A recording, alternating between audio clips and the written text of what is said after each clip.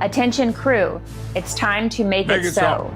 Reporting for duty are your fearless co-hosts, Crewman PVG, bringing the logic, Crewman Mgyx, keeping it bold, and Crewman Tommy, ready with the photon torpedo of hot takes.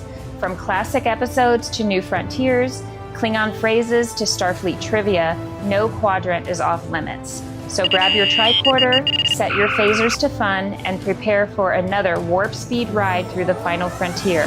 This is Technically Correct. Laying a course, maximum warp. I Captain. Engage.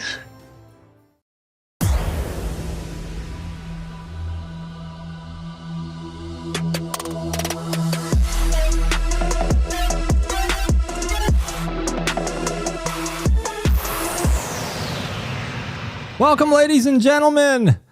It's Sunday night. You know what that means. We're live. It's time to drink. And that does seem to be the trend lately, is we have just become a group of drinking buddies who talk about Star Trek. What more could you ask for? Oh, I got regulated to the tiny window. I got put in For the now, kids' chair. just for now. All right, well, Captain Kev, or which one? This is Jim Beam Red Stag. It is a cherry bourbon. He'll have his clothes off before the night's over. No, I won't. This is actually my go-to drink. I could drink this all day, and I'm just chill. Unlike you twisted tea drinkers who get all jacked up.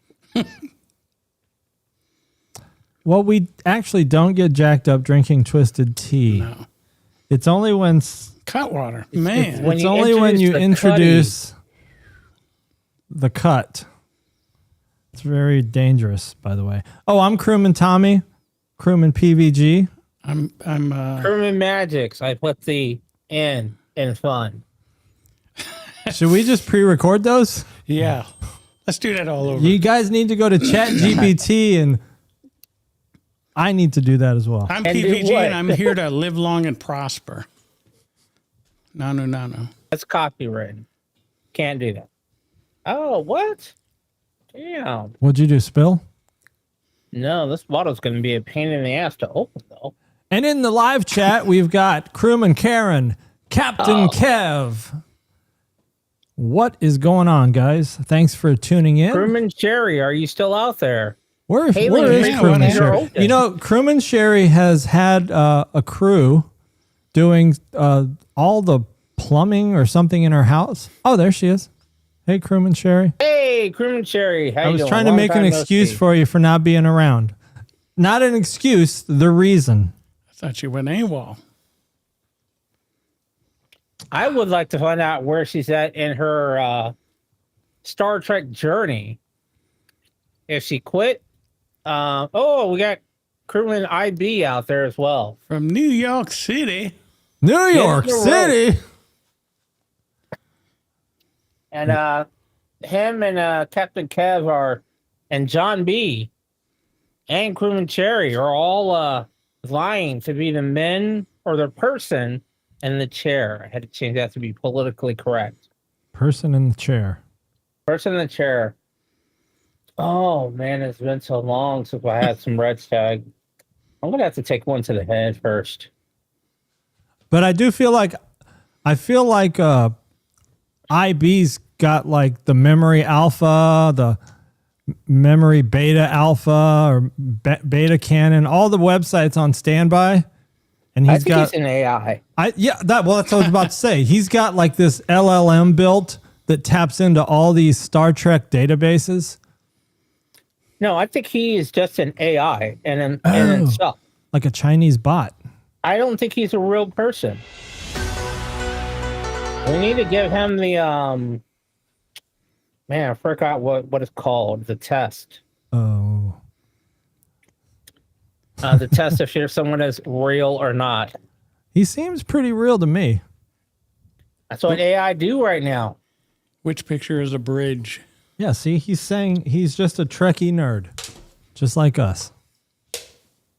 You're done with that Twisted Extreme already? Not yet. That's a 24 ouncer. That's 2 cans in one.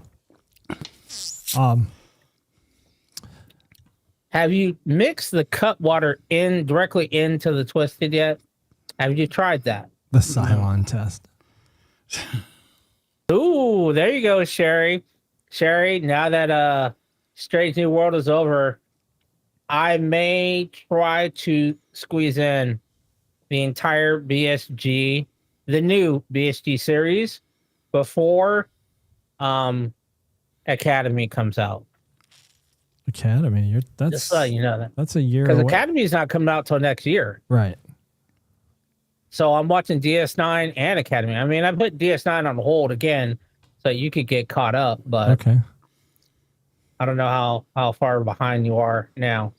Well, I'm almost at season 5 still. I'm at like 421. Okay. So I think 4 goes to 26. Season 4. Season 4 and Voyager, episode 3 or 4. Season 4, episode 3 or 4. Is Give that the us a brief one? rundown. Is that the one called Nope, Scorpion? Nope. Stop. Don't give him any hints. Stop. Oh, PVG, shoot. What was without it? looking at your phone. Crewman Tommy, without saying shit. PVG, give us a brief rundown. Tom, don't say shit. Can I give him a multiple choice? No. Just sit in silence. Cone of silence for you. PVG, give us, and you said you're on Voyager season 4. Early season 4. Voyager, Right after hold 7 on. and 9 came on. Season 4.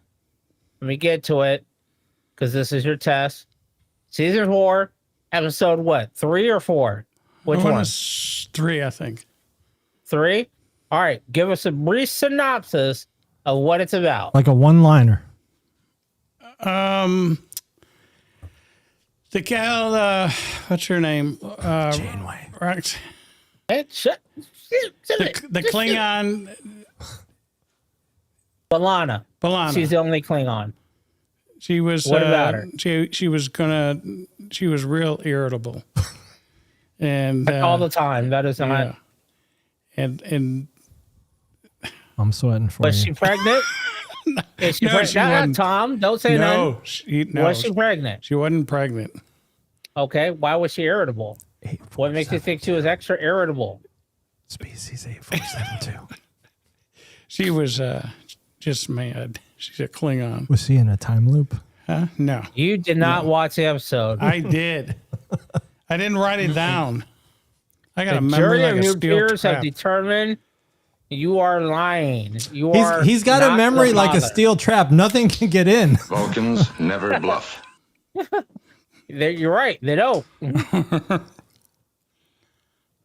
IB So remembers that was the it? Cylon test. Just she was irritable. No, and He's right. That's what happened on that episode. And it's 7 not. and 9 was trying to get a rift open. She wanted to go. She went to engineering. She asked Chakotay, "Hey, I need a job. I'm bored. You know, it's too quiet down here." And Chakotay, she asked to go to engineering.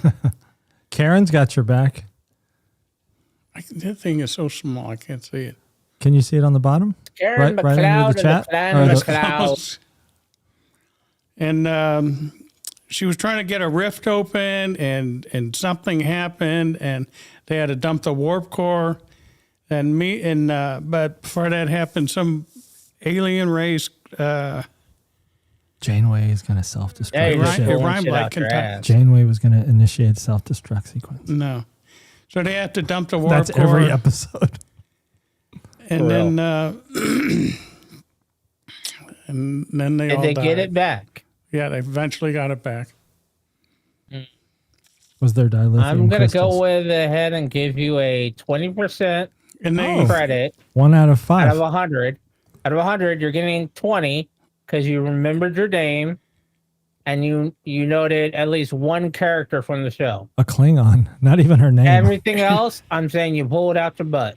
yeah, and Like the doo-doo that you They opted almost- not to shower off. Paris and the Klingon almost ran out of air in their spacesuits. The last second. Voyager Did you came have a back. What was home? Was said? there a home game What this happened? week? A home game? No. See, It's a away game. this is Tom trying to save you by Well, I was changing trying to the see if he subject. had to line the field this week. No, had to put up Again, a shot Tom trying clock. to save you by shot changing the clock subject. frame. Trying. Did you ever watch Green Star Arrow Trek? on the CW? And the Flash? Did you PVG? Yeah. Did you watch any of those shows? Yeah. So you remember what Green Arrow used to say, right? In the beginning? No. PVG, you have failed this podcast. Wow. I don't remember. He did say He that. would always say, whoever your name is, you have failed this city. And then he would shoot him or get him arrested. All right. So what's your story? You only got 20. So better. you got to make up for this. He's going to do better next time. He's not. You're going to Because there's no more Strange New Worlds. Did you even watch the new episode? I of did. Okay. Well, hey, look, he watched It the was- new it was, Strange New Worlds. All right, probably then the you best give us a one. rundown of the. All right, we'll give you a makeup exam, extra credit. You give us a rundown of the most recent episode of Strange New Worlds and your thoughts about it. The finale. Finale. No. You saving it? Yeah. No, you know what? He's not. You don't want to He's give not a ready. rundown? I ain't doing it. He's not ready. How are you not ready? We're about to talk about it as a group. Well, let's talk. All right, start us off. Wait. What are we waiting on? I got to give a DS9 update first. I'm going to talk about I got a couple things I want to bring up before we get into Strange New Worlds. All right, let me get ready. Let me get the Get, DS9 everybody ready. get into DS9 mode. Put on your Benjamin Sisko hats Oh, you are the prophet. or your You are the Odo. prophet. Change into Odo. Emissary. Okay. Oh, Here's my emissary. question. I watched a few episodes, and in almost every episode, it brought up a very fundamental question about certain things that happen in all of Star Trek that kind of don't make sense. And I know we like to bash Star Trek, but we also talk about the good things too. But we got to talk about the bad things just to be fair, right? We talk about everything. And maybe someone in the chat or maybe one of you guys can answer this question for me. Let's start with an episode, season 4, episode 15, Sons of Moog. Ah, yes. Sons Infamous of Sons of Moog. Moog. Chief Scott in the chat. The Chief. Okay. All right, Sons of Moog. So You want me to read let the me give you. synopsis, or I'll are give you you. gonna say I'll it? do a quick synopsis, like a one-liner. Okay. Earlier in the season, Worf brings shame to his family because he sides with the Federation, attacks Klingon vessels. Gowron wants Worf to join the Klingons in their battle with the Cardassians. Worf says, no, I'm loyal to the Federation. I'm a Starfleet officer. I'm staying here. Gowron says, okay, then you're out. Moog is out of the High Council, blah, blah, blah. Right? So shame on Sons of Moog. So his brother, Worf's brother, comes to DS9 and says, bro, you got to kill me. There's just too much shame. I need Shame. If you Shame. kill me, then that'll bring honor to me. And they have some ritual called or something. I forgot what it's called. Kaplach. And so Worf actually goes through with it. Oh, I got a joke. What does it sound when a Klingon takes a hit? What? So Worf goes through with it, Damn. but Worf goes through with it, but somehow his brother survives. Oh, no, that's because somebody walked in on him. Yeah, Jadzia, I think. And so, but he does stab him. Yeah, he gets a stab on. Right. And if he had never got walked in, and she didn't do an emergency transport directly to Yes. sick bay. Right. So that's why I said Which- Worf went through with it Why don't they always do that? because it wasn't convenient. Or Okay. the writers didn't think of it. Okay, so Kern. IB, his worst brother's He name got is auto corrected. played by Tony Todd. So, okay, so here's the thing. Anyway, his brother Kern tries to say, okay, you know what? New leaf. Let's start over. And he tries. He does try. No, he doesn't. A little. He doesn't try. And so anyway, towards the end, they decide, here's what we're going to do. We're just going to wipe out his memory, cosmetically change him, and then your friend, your uncle's cousin's next of kin brother. He went had to a high school with your daddy. Yeah, and you know what his name was? Nagra. Nagra will just come and take Nagra you away. With the N in Klingon. Yes, Nagra is the N in Klingon. And so, no, but here's the thing. Julian waves his tricorder over and says, okay, I'm changing your DNA signature so you look like someone else. And I'm thinking, all right, in almost every episode where they're scanning life forms and they're identifying people, don't they ever realize, well, shit, what if somebody just waved their tricorder and changed their DNA? Like, and you remember how ships could change their warp signature? Oh, we can change our warp signature and look like an Andorian ship. Right. So I got to thinking, why do they even rely on that? Like, if they're scanning the planet's surface and say, oh, we got one life sign, it's a Vulcan. It's like, are you sure it's a Vulcan? Yeah. You know, or we're scanning long range scanners. Scanners say there's there's a Borg ship coming. Are you sure? Are you sure it's a Borg ship? Maybe someone just wants you to think it's a Borg ship. So, like, they put so much faith in these scan results, but then they also show how easy it is to change them and fake them. Why don't they? So I was going to bring. Do you that up agree before with about Captain Kev that ship? most people aren't out to deceive? But they are, because why wouldn't your first defense, if you happen to encounter the Borg, be to change your warp signature so you look like a Borg cube or a Borg vessel, so that they possibly leave you alone, since you know you're going to die. Yeah, they'll if run. You try and take them on. Why wouldn't everybody do that? Not everybody's devious, I guess. No, that's not devious. That's survival. Yeah. It's like the cloaking device, right? If your species doesn't have cloaking technology, then you can just change your warp signature to look like a Borg cube, and no one will probably come and mess with you. I mean, look at the armadillo. The armadillo doesn't attack. It bundles up into an armored ball and just stays hidden. Oh, they're going to think I'm a rock and leave me alone. The rattlesnake shakes its tail. Oh, they'll think I'm a bunch of sticks or something else. They'll leave me alone. It's not being devious. It's being defensive. And the Borg is probably an extreme example. Wouldn't Kern still come up? So since Bashir made that kind of so here was my thing with that. It was kind of along the same lines, and I was waiting for you to bring this up, but now you mentioned it. I don't have to write them out. I can just bring them up right now. So Bashir did that on a Federation, the Starfleet tricorder.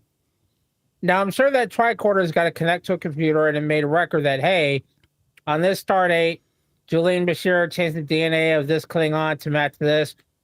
This is that Klingon's new identity. Like, there's a record of it. It can be sealed or whatever, confidential. But wouldn't that still come up when he goes through other transporters? Like, it would flag either, hey, this really is this person, or it would flag as, we don't know who this is. They're coming up as a red flag or a blocked DNA. We need to pull TSA needs to pull him out of line. Right. Like, wouldn't that come up? And Or really, did they put in- where does it matter? The Klingon database, right? Because I the mean, the it could be Klingon in any database is going to be the only one that has his DNA signature. No, Starfleet will, because Starfleet did it. It's done on a Starfleet base. Captain Kev With just Starfleet brought up Thomas technology. Riker. We can't even get into Thomas Riker. I got so much beef with that whole plot. And here's why I say this. If Starfleet had implemented this kind of technology back then, you would not have Picard season 3 be like, oh, it's changelings and the Borg. Because you would already be scanning everyone's DNA when they come through the transporter.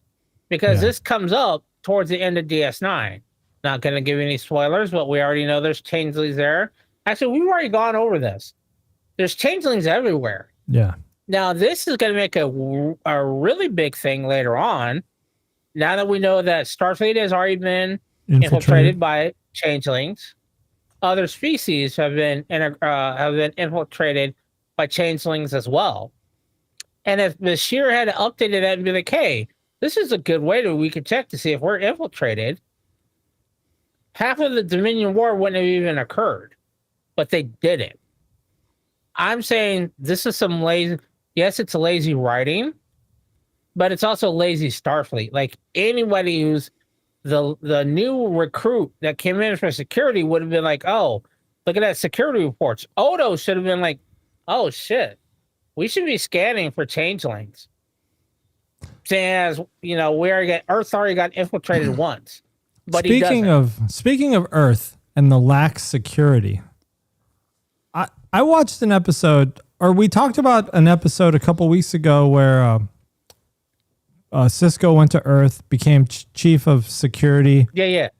Because of the changelings, and then that admiral was trying to take over, like martial law, take over Earth, get the president kicked out or something, and become like have Starfleet take over the security of Earth, or take over like leadership of Earth. There was only one ship in orbit besides, until the Defiant arrived, there was the Lakota. But whenever you watch other shows, like there's always a lot of ships near Earth, except when they need them. Like when the Xindi attack, there's no ships around Earth. When this changeling threat happens, there's no ships around Earth. When the Borg went back in First Contact, Yeah. there were no ships around. So it's like, how come why wouldn't Earth, and if you look at the Starfleet registry of ships, thousands of ships, thousands of starships, yet there's never any around Earth when they need them. That doesn't make any sense to me. They should just have at least, let's just say there's 2,000 starships. They should have at least 200 in the Sol system, right there by Earth, at all times. 200 starships within minutes. I wouldn't say 200. I would say 100. But that's a very small area when you think about it, compared to other. And at warp speed, maximum warp to get from, let's say, Pluto to Earth, it's going to be minutes at maximum warp. So you don't think you need 200 in Sol system? Even I if think you there need were 100. Even and if there were 100. 20. They need more than 2. Right, because there's always 1 or 2. Like even think about the movie Star Trek: The Motion Picture. There were no ships to stop Voyager once it got into our solar system. I guess they were out exploring other strange new worlds. That don't make. I mean, I get that, but Sector 001. You got to be there. You know what? Let that be the who are the guys at Starfleet Academy? What do you call them? Recruits? Cadets. That word was a blank. I think this is where the Terran system, Chief Scott changed his name. differed from Wow, look at this guy. He's a technical wizard. our universe. I think the Terran universe was, like I said, went on the defensive because they showed that in one of the episodes of Enterprise. They did first contact, and instead of shaking hands, they shook hands and then shot the Klingons, and Earth became completely defensive in nature. I think Earth still needs that defensive nature. You can be explorers, but shit, who are you exploring for if everybody dies? You didn't even go out and bother to find your own people. Yeah. Like Discovery found an entire, hey, these are the original astronauts that we sent out hundreds of years ago. They reported it, and you still didn't send anybody else out to find these dudes. Like, hey, you can come home now. No one ever went out and found them. Here's my question. Yeah. You brought it up. And I'm bringing it up because you kind of brought it up. Why didn't Picard and the TNG crew take the Defiant instead of Enterprise D? Yeah, no shit. That Defiant was sitting right next to Enterprise D. Yeah. And the Defiant clearly... Whoa, look at this big-ass spider trying to walk over to me. Why are you distracting? No, that's a great I mean, I'm saying- I got to watch this spider. I don't want him walking on me. Man, take your chancla off and beat it like a child. Where's my fly swatter? I don't want to kill it. Chancla, child, beat it. Grab that phaser over there. Damn. Lasers aren't real. But my question is this, why didn't they take the Defiant? And some people are going to argue that Geordi was already working on the Defiant or was already working on Enterprise D, but he hadn't completed it. He was trying to restore a destroyed ship. The Defiant was never destroyed. It was just Oh, damn. I killed it. Did you see that? I just killed it with a coaster. Dead nuts. Okay. Damn, that thing got smashed. I was just trying to scare it. Right? I got You're a excited. special Sorry. one. I got excited. Was that a Starfleet coaster? I hope it's not one of those where a million little babies just came crawling out of it. You need to step on it to make sure. See, now you're going to freak out. No, there's no when movement. You got to move There's it later, and then millions of little babies come out because I you're threw that refusing thing like to a step on it. shuriken. Anyway, Yeah, go ahead. My bad. why didn't Geordi just restock the Defiant with missiles and shit? Because it was never destroyed. And it still had the cloaking, the cloak, right? Yeah. So why didn't they just take the Defiant? Nostalgia. They like the carpeting Well, better. Ivy says- They like the carpeting. I thought the scavenger astronauts would have returned as a season finale cliffhanger. Yeah. They did it. They did it Exactly. because there's no place like home. That's why they took that. Hey, you know, in the Enterprise. real world, have you guys seen this thing about this comet that's coming, that's entered our solar system? The one that it's is called like apparently Atlas making 3IA or course something. adjustments. Yes, that's changing course and the fumes. They're saying that the trail of this comet looks more like exhaust and not like comet dust. I know. Yeah. Red alert. Well, it We ain't didn't got- work out well for the Indians, so think about that. I don't have Indian music to play. I'm just saying, people were like, "Oh, let's all be happy-go-lucky." Oh yeah. Well, you've watched Three Body Problem, right? yes. Yeah. This Three Body Problem perfectly explains why you probably don't want to reach out to and find alien civilizations yet. Because once they know you exist, they will come and turn your whole planet into slaves. Oh, you guys you discovered us?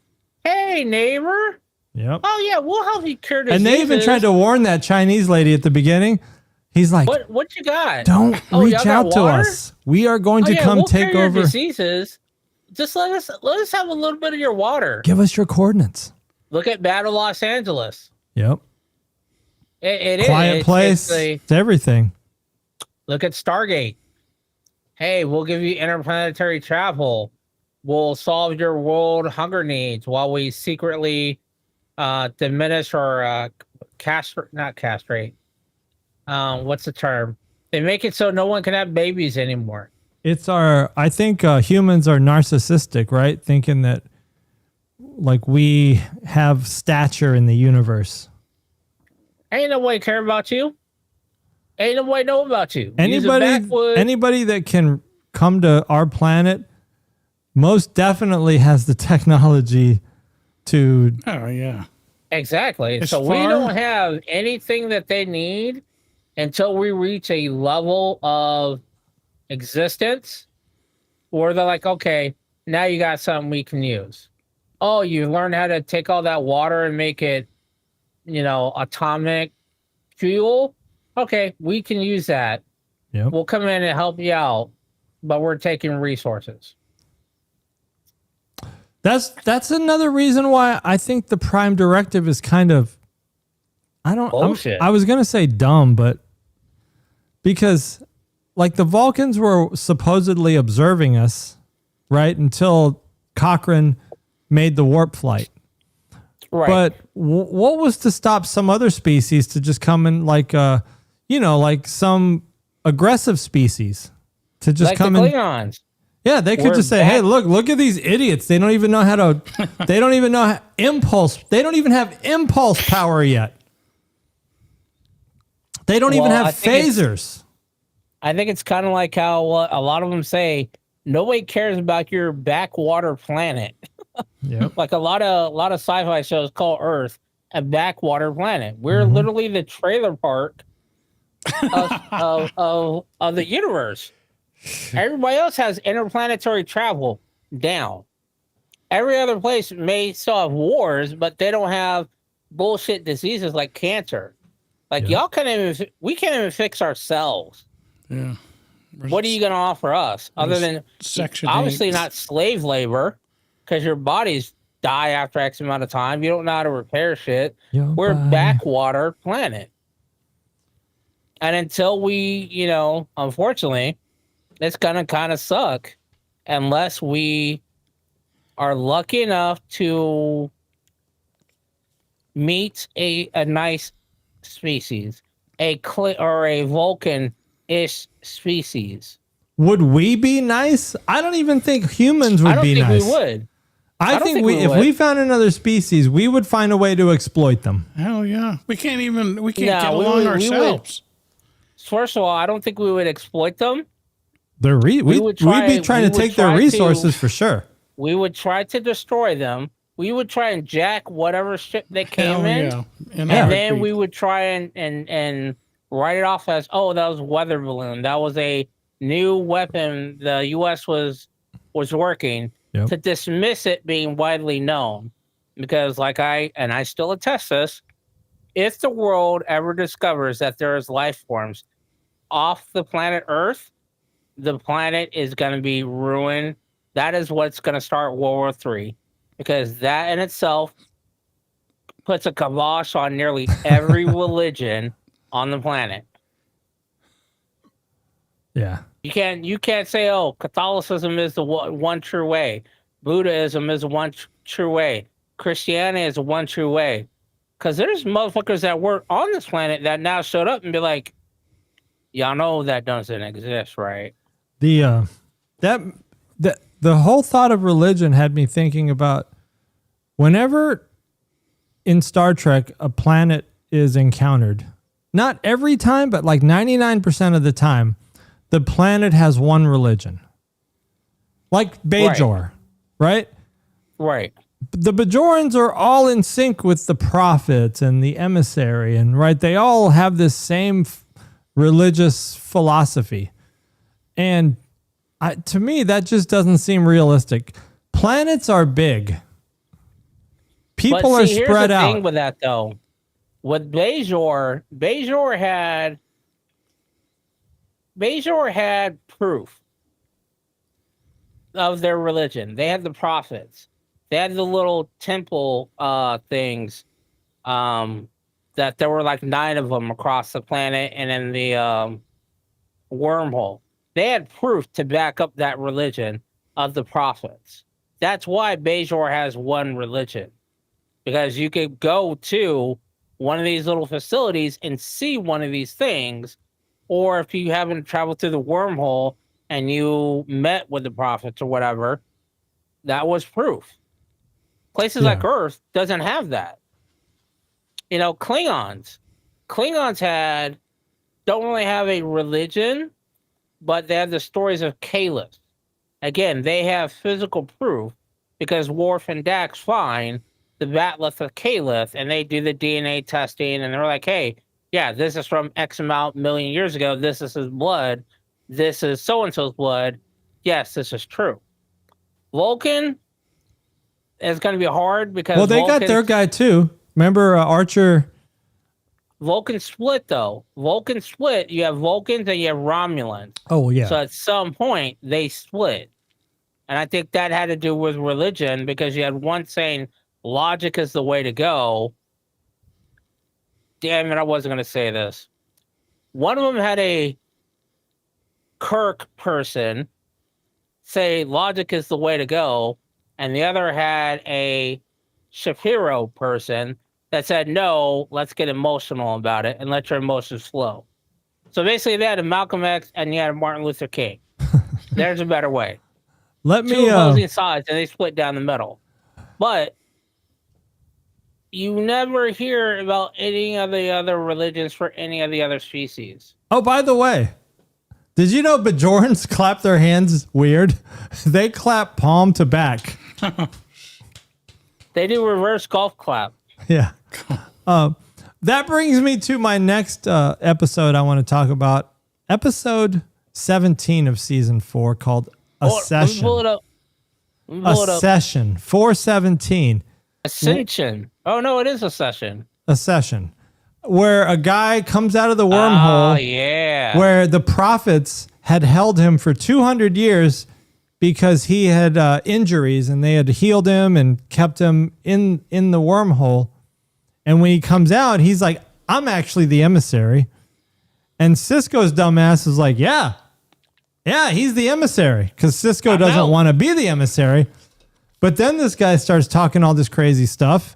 He's like, well, now we got to go back to the class-based system of society where because when if you're a farmer, then you're always a farmer. Yeah. Right. And so he's like, yeah, Kira Nerys needs to be an artist like she was meant to be. And Cisco's like, damn, this guy sucks as emissary. I need to become the emissary again.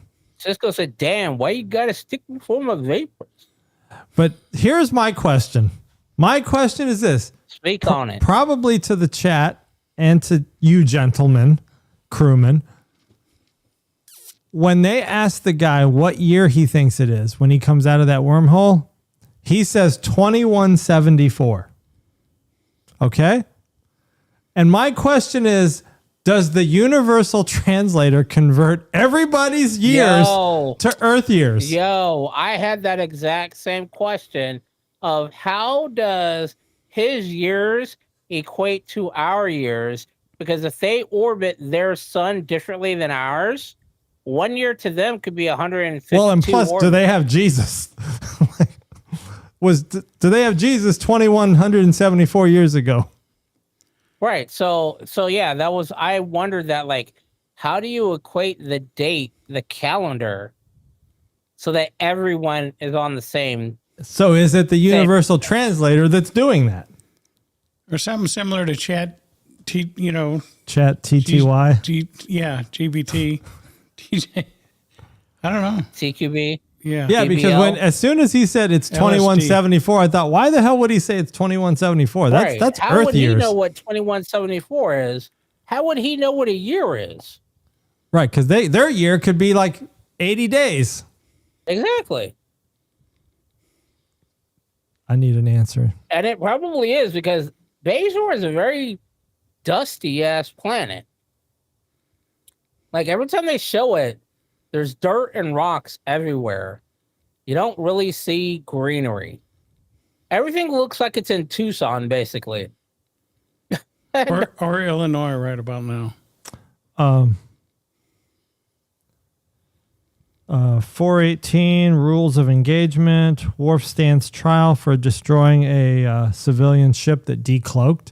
Why in the hell do Klingons have cloaking devices in their civilian transports?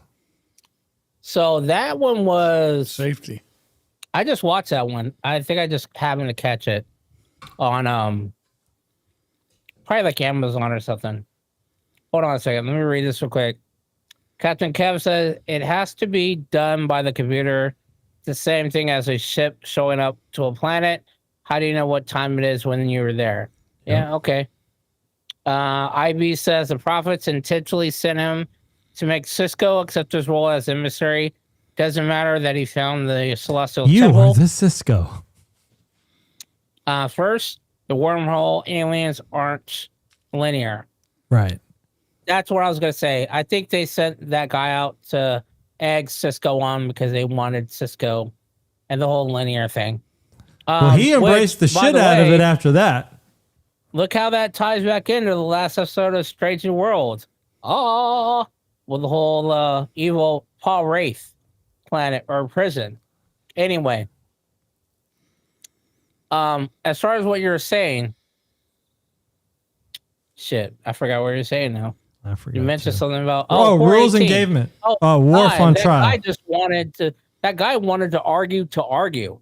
He wanted to finish out his career with a win, basically, and he was just using Worf as a stepping stone. And very likely, wait, what's the latest episode you're up to on DS9? I forgot what you said. It's one after that.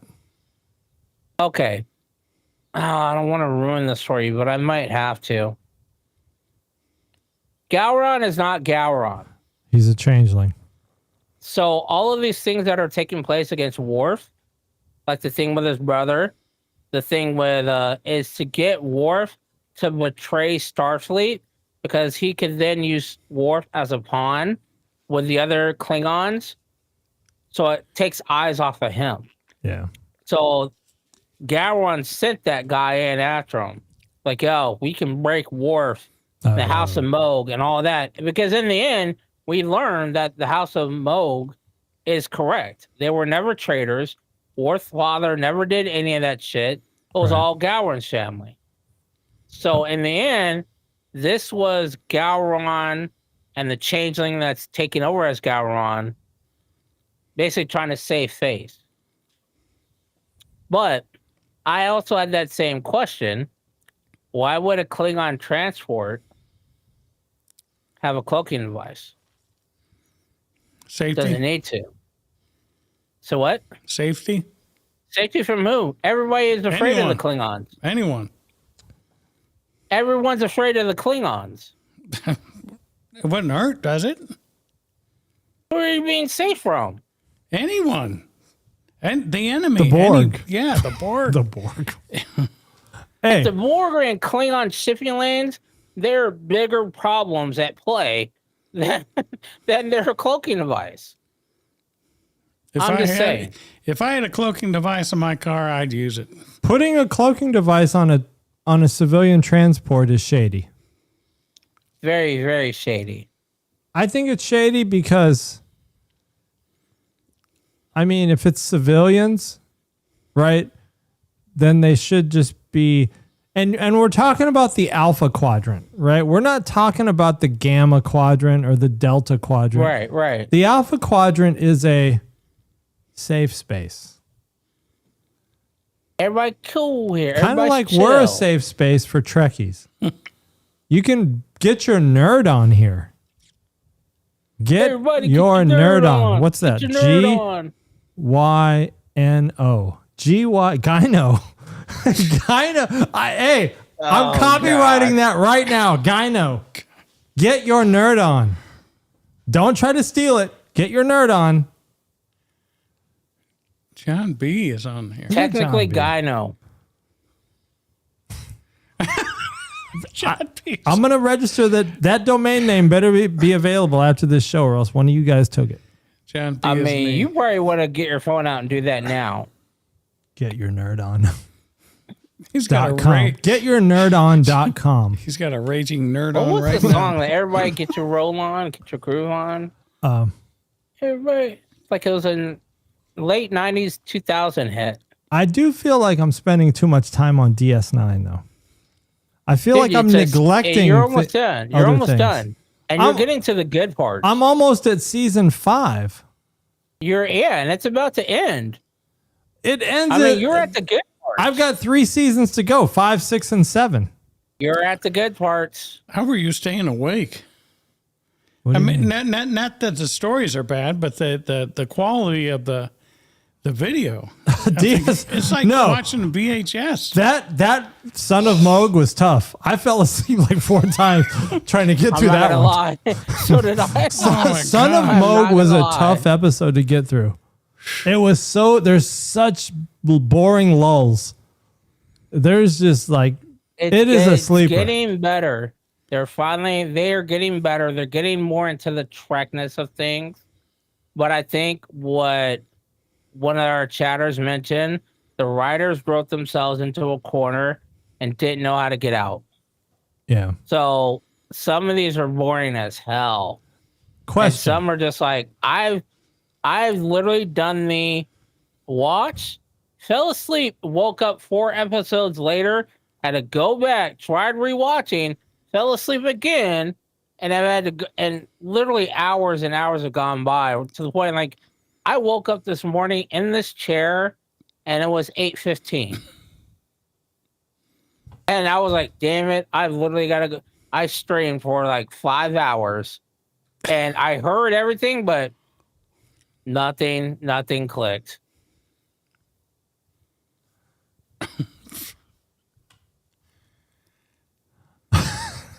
Oh my gosh. That made me forget what I was going to say. Before we get into Strange New Worlds season finale, Glues it together.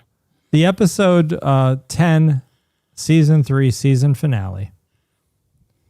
Let me ask you guys a question in general.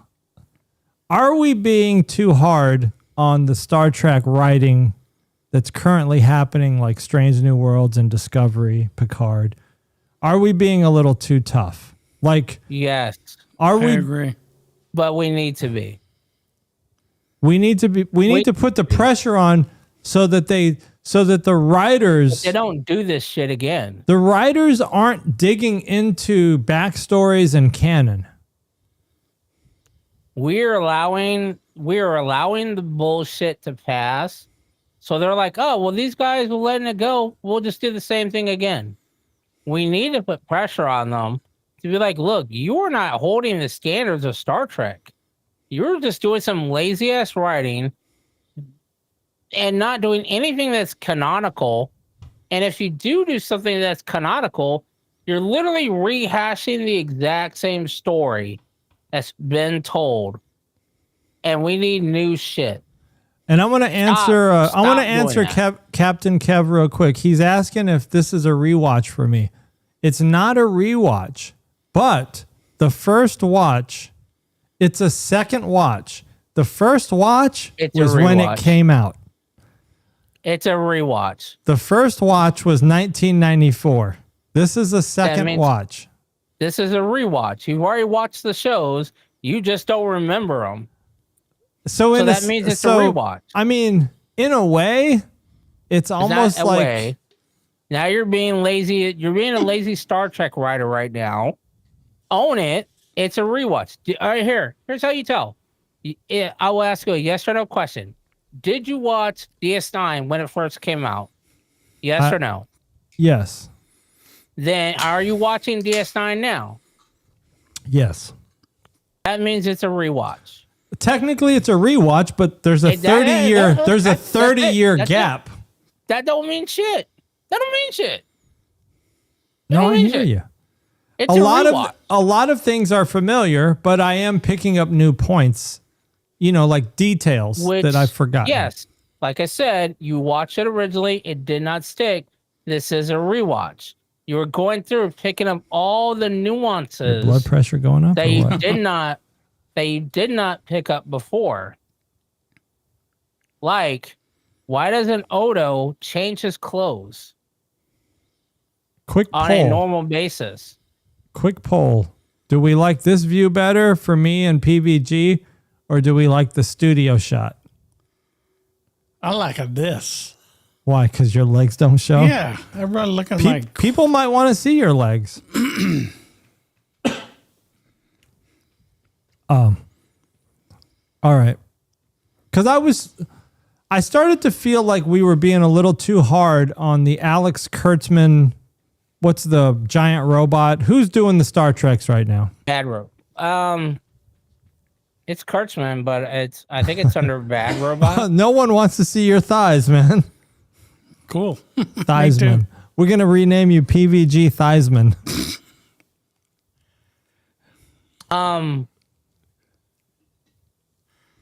Me too, I think John. we have to make, so it's kind of like that saying, tough men make peaceful times, weak men make hard times.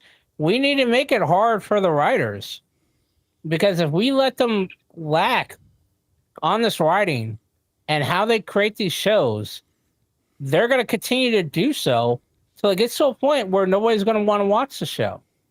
And then the fans that do want to watch it are going to have to battle so much harder to get these shows back on the air, whether rerun or get new shows created. When So if we don't push this Strange New Worlds to be better, and which leads to shitty writing for Starfleet Academy, man, you might as well kiss Star Trek goodbye. Hey, did you see that until those leaked clips got deleted? They've been removed. Wow. Star Trek Scouts, I watched a little bit of it, but not enough to be able to comment on it. I did not, because I can't foresee. I can't. Like, Look, I see that Paw cartoon. Patrol, and I immediately Paw go Patrol, into Star the Trek. thick of it. I'm like, oh, I'm waiting for somebody to go into the thick of it, into the thick of it. Yeah. Yeah, I can't. We're I can't. going on a trip in our favorite rocket ship. I was waiting for him to sing that. I'm good. It's a child show, and that's all cool. Leave it for the kids. I'm not gonna watch a children's show like that. I mean, the closest it got to that was Prodigy, because Lower Decks was more of an adult, was more like an Adult Swim cartoon than the others. Yeah. But this Starfleet Scouts, yeah, get the young kids to get in there. I mean, it's going to be really hard to get them into Star Trek after no child is going to want to watch a 4x3 format of TNG, Voyager, and DS9. Well, didn't they 16 by 9 TNG, but not the others? I think so. They might have widescreen TNG. I don't recall seeing any widescreen. You know, TNG. I was gonna. If we had gotten here at our 30-minute early time, I was gonna watch Scouts.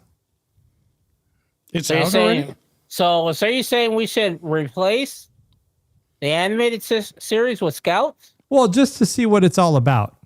Okay, we can Maybe do that just next one. time. I think they're short though. How long is an episode of Scouts? Like 5 minutes? I didn't know it was don't out know. already. Yeah, it's out. I don't know. I was watching a little bit of it, but it is just like Paw Patrol. You ever watch So Paw Patrol? John B says TNG is still 4x3, but it's in 4K. Interesting. Okay. I wish they were all in 4K. Oh, there's a baby Spock. We gotta Baby watch Spock, do. I think he's just making a joke on it. Oh, that. that's a joke. Okay, the Con Karen podcast. Did anybody McLeod do of the Con Karen podcast? McLeod says that she started Con, but she fell asleep. See, that's my problem. Is I would listen to Con as I need well, visuals. but I would probably fall asleep. Okay. I would listen to him when I was doing deliveries. When I was in Phoenix delivering car parts, Yeah. I would listen to so many different audiobooks and then podcasts. Like I listened to The Martian, which is really, the book is way better than the movie. And I think I listened to all of Twilight through the audiobook. Even after the movies came out, Twilight? it was way better. The books were better? Oh, my bad. I listened to 50 Shades of Grey. Those 3 movies. With your windows down? Yeah, I didn't give a fuck.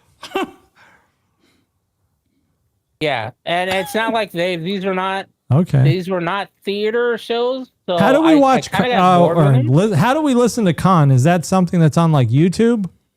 No, it's on Audible and a couple other places. Okay. But then I started getting into there's a couple of other podcasts that actually use voice actors. So you have a cast of people, not just one guy reading all the parts. And so one of them was called We're Alive. It's a zombie podcast audiobook. That was really, really good. The other was We're Alive is one of them. And this audiobook is considered canon, right? Yeah, and I think Con, and I don't know, Karen, can you tell me, is Con multiple cast? Is it a multicast where there's more than one person reading? Or is it just one guy reading the entire thing? And Karen says it was on YouTube. All right. If it's on YouTube, I can check it out. Okay, so Oh, wow. Kev, it's multicast, so I could listen to that. Yeah. But I would probably listen to it while I'm playing Call of Duty. Okay. I have to be doing it because if I just listen to it, I'm just sitting here, I will fall asleep. Oh, it was a Star Trek podcast. The one that I told you to, Wolf 359.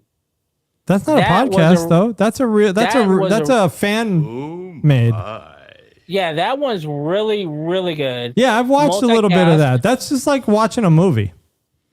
Exactly. So that one, and that leads all the way up to Cisco's wife getting killed.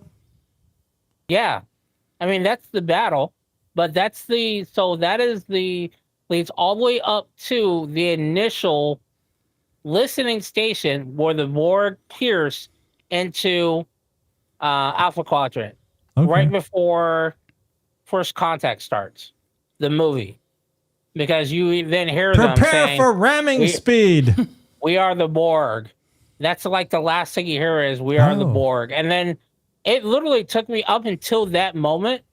I was like, Wolf 359 sounds very familiar. I don't know what this is, but fuck it, whatever. Oh, wow. All right, and I'll then when check they it said out. we are the Borg, I was like, holy shit. This was a Star Trek podcast the entire time. And this was up until Wolf 359 is where Starfleet engages the Borg, where Cisco's wife dies. How you doing on drink?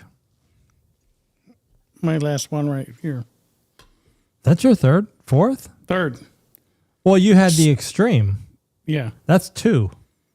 All right. fourth. I have a weird question. PVG, if you sit all the way back in that chair, do your feet touch the bottom? Touch the floor? Because it looks like you're swinging your legs like a little kid.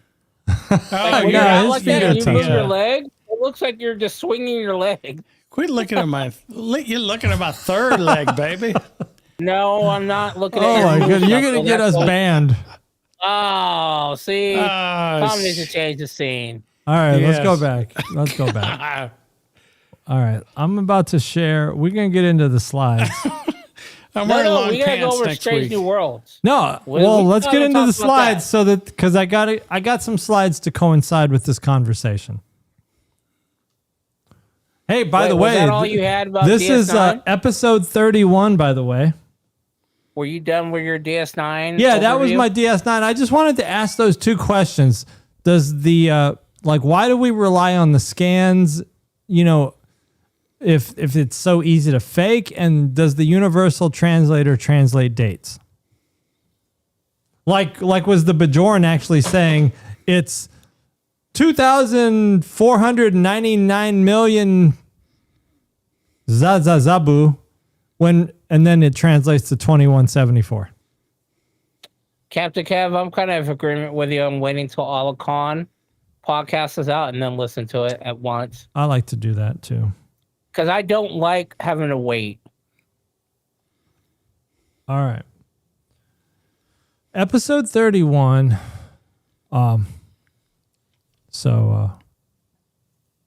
Which last week was Star Trek Day. Yeah, it was like it was the next day after our podcast was Star Trek Day, like the day of the premiere of the first episode, right? That coincides with Star Trek Day, but yeah. Brought Who to is it you brought to you by by Menon. nobody. Nobody bought us a case of Twisted Tea this week. Man. We had to buy our own. Sponsors, where are you? All we need is that $12.99 case of Twisted Tea. That's all we ask for. Yeah. Or an $8 bottle of Red Stag. $8? I thought it was more than that. No, it's more than that. Oh, by the way, I found this clip. This is a section called Found Scrolling. So look at the ages of the original crew on that first episode, that what they call the pilot episode. Pike was only 38 and his number one was 29. Wow. And look at current crew. Spock, the youngest of the current crew, is older than the oldest of the old crew. That's crazy. Yeah, but OG Spock looks like he's got Down syndrome or something going on. Captain Kev, he was saying that if we had some merch, he would buy it. Oh, a red ski? Oh, Red okay. Stag John ski. B. I forgot he's here because I'm like, hey, who knows about ski? Yeah, so I Yeah. do Diet Pepsi with my Red Stag, John B. Yes, that is the way to go. All right, so I just thought this one was interesting to see the ages of people. Who looks better? I think So- the new crew to me looks better. Okay. Do you prefer 52 number one or 29 number one? 52. Only because of who she is, though, because she's hot Rebecca Romaine. This is true. Yo, I'm feeling some kind of way about this picture. They made Spock in both pictures look not right. Look weird. Why they make They Spock look look like weird? they both look like they got some Corkyism going on. Oh, Captain Kev is buying merch from other channels. Let's put some merch together. We need some merch. Okay. All right. Oh, and I thought this slide was funny. That episode called The Menagerie, it was like season 1, like episode 9 or something of the OG. Yes, where they're all sitting around watching They're just watching the pilot. That was some lazy ass writing. That was funny. And nowadays we would crucify them for doing that. But at the time they didn't know it was just watching another episode because the pilot was not released. Captain Pike wearing that velour shirt. That's the one I had. Yep. Sweating my ass off. Yeah, that was hot. I Not remember I not had a good velour hot. shirt, and I used to think I was on Star Trek with it. But back then you couldn't buy pins like you can now. Yeah. Oh, PVG. Sherry's giving you a shout out. Oh, hey, you're welcome. I thought it looked better with the white lettering.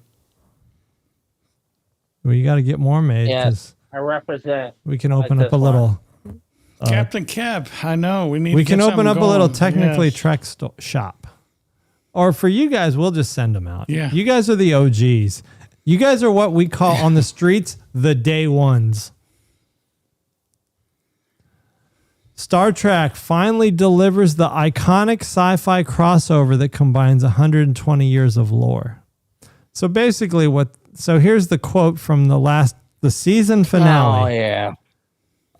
This one was going Pelia around for a Pelia minute. says, challenging schmallenging.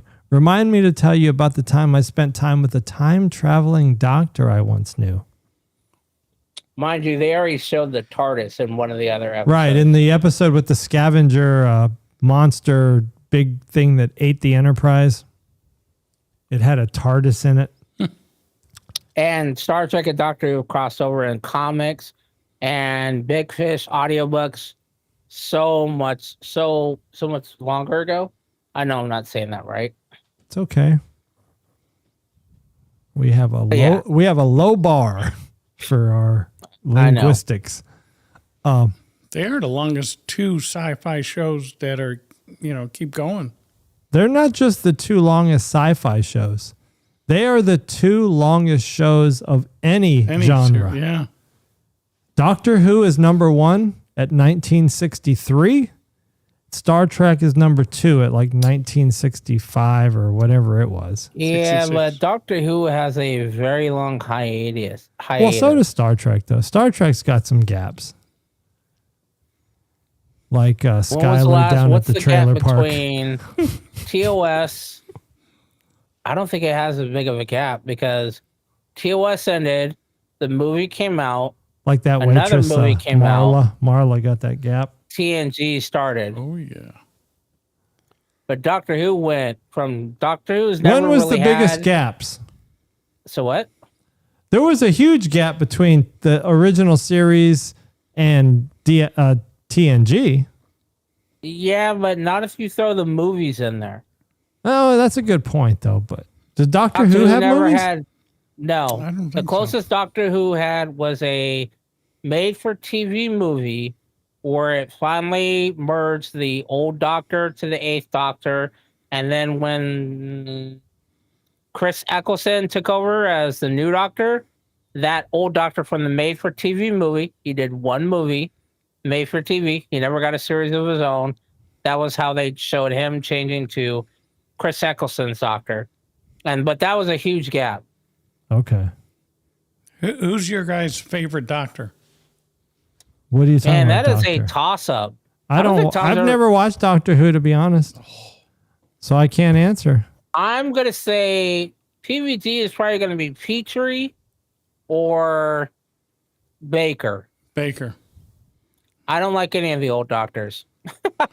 I know that in one of them, I don't know when. There's this made really Tennant, cute Matt, girl though, like his friend or his sidekick, Companion. the companion. Man, one of the girls is really cute, and so All right, tell you, what color is her hair? like a dark colored. Oh, you're talking about And she's got an English accent. Just kidding. no, that's a big thing. It's not Rose. Rose Tyler was there. It was Christopher Eccleston. So first of all, to answer your question, PVT, I made Tennant, Matt Smith. Claire Oswald is yes. Clara went to be under Fine. Peter Capaldi, which Capaldi is up there. I didn't think I was gonna like him, but he's so cynical and like Gen X attitude. that sound? Like you gotta like him. That sound is no. Yeah, baby, I got it. You're closer to the fridge. Claire Oswald, the Impossible Girl. Yes, I like her. I was gonna. Oh, you testing the BRB button? No, you turned it off. Yeah, I know. Oh, okay. Test that BRB button. No, again. Magic? Who was your favorite Doctor? Matt Smith and David Tennant. Ooh, Matt Smith He was good. from Game of House of the Dragon, right? That's Matt Smith. Yes, that came after. He did Hot that D. afterwards. Sonic screwdrivers, baby. Boy, I could use those at my work. What are you about to grab from the fridge? Twisteds? Whatever you want. I'm trying to decide. I might do another White Russian. How come my BRB is two not cut always... Oh, because I redid everything.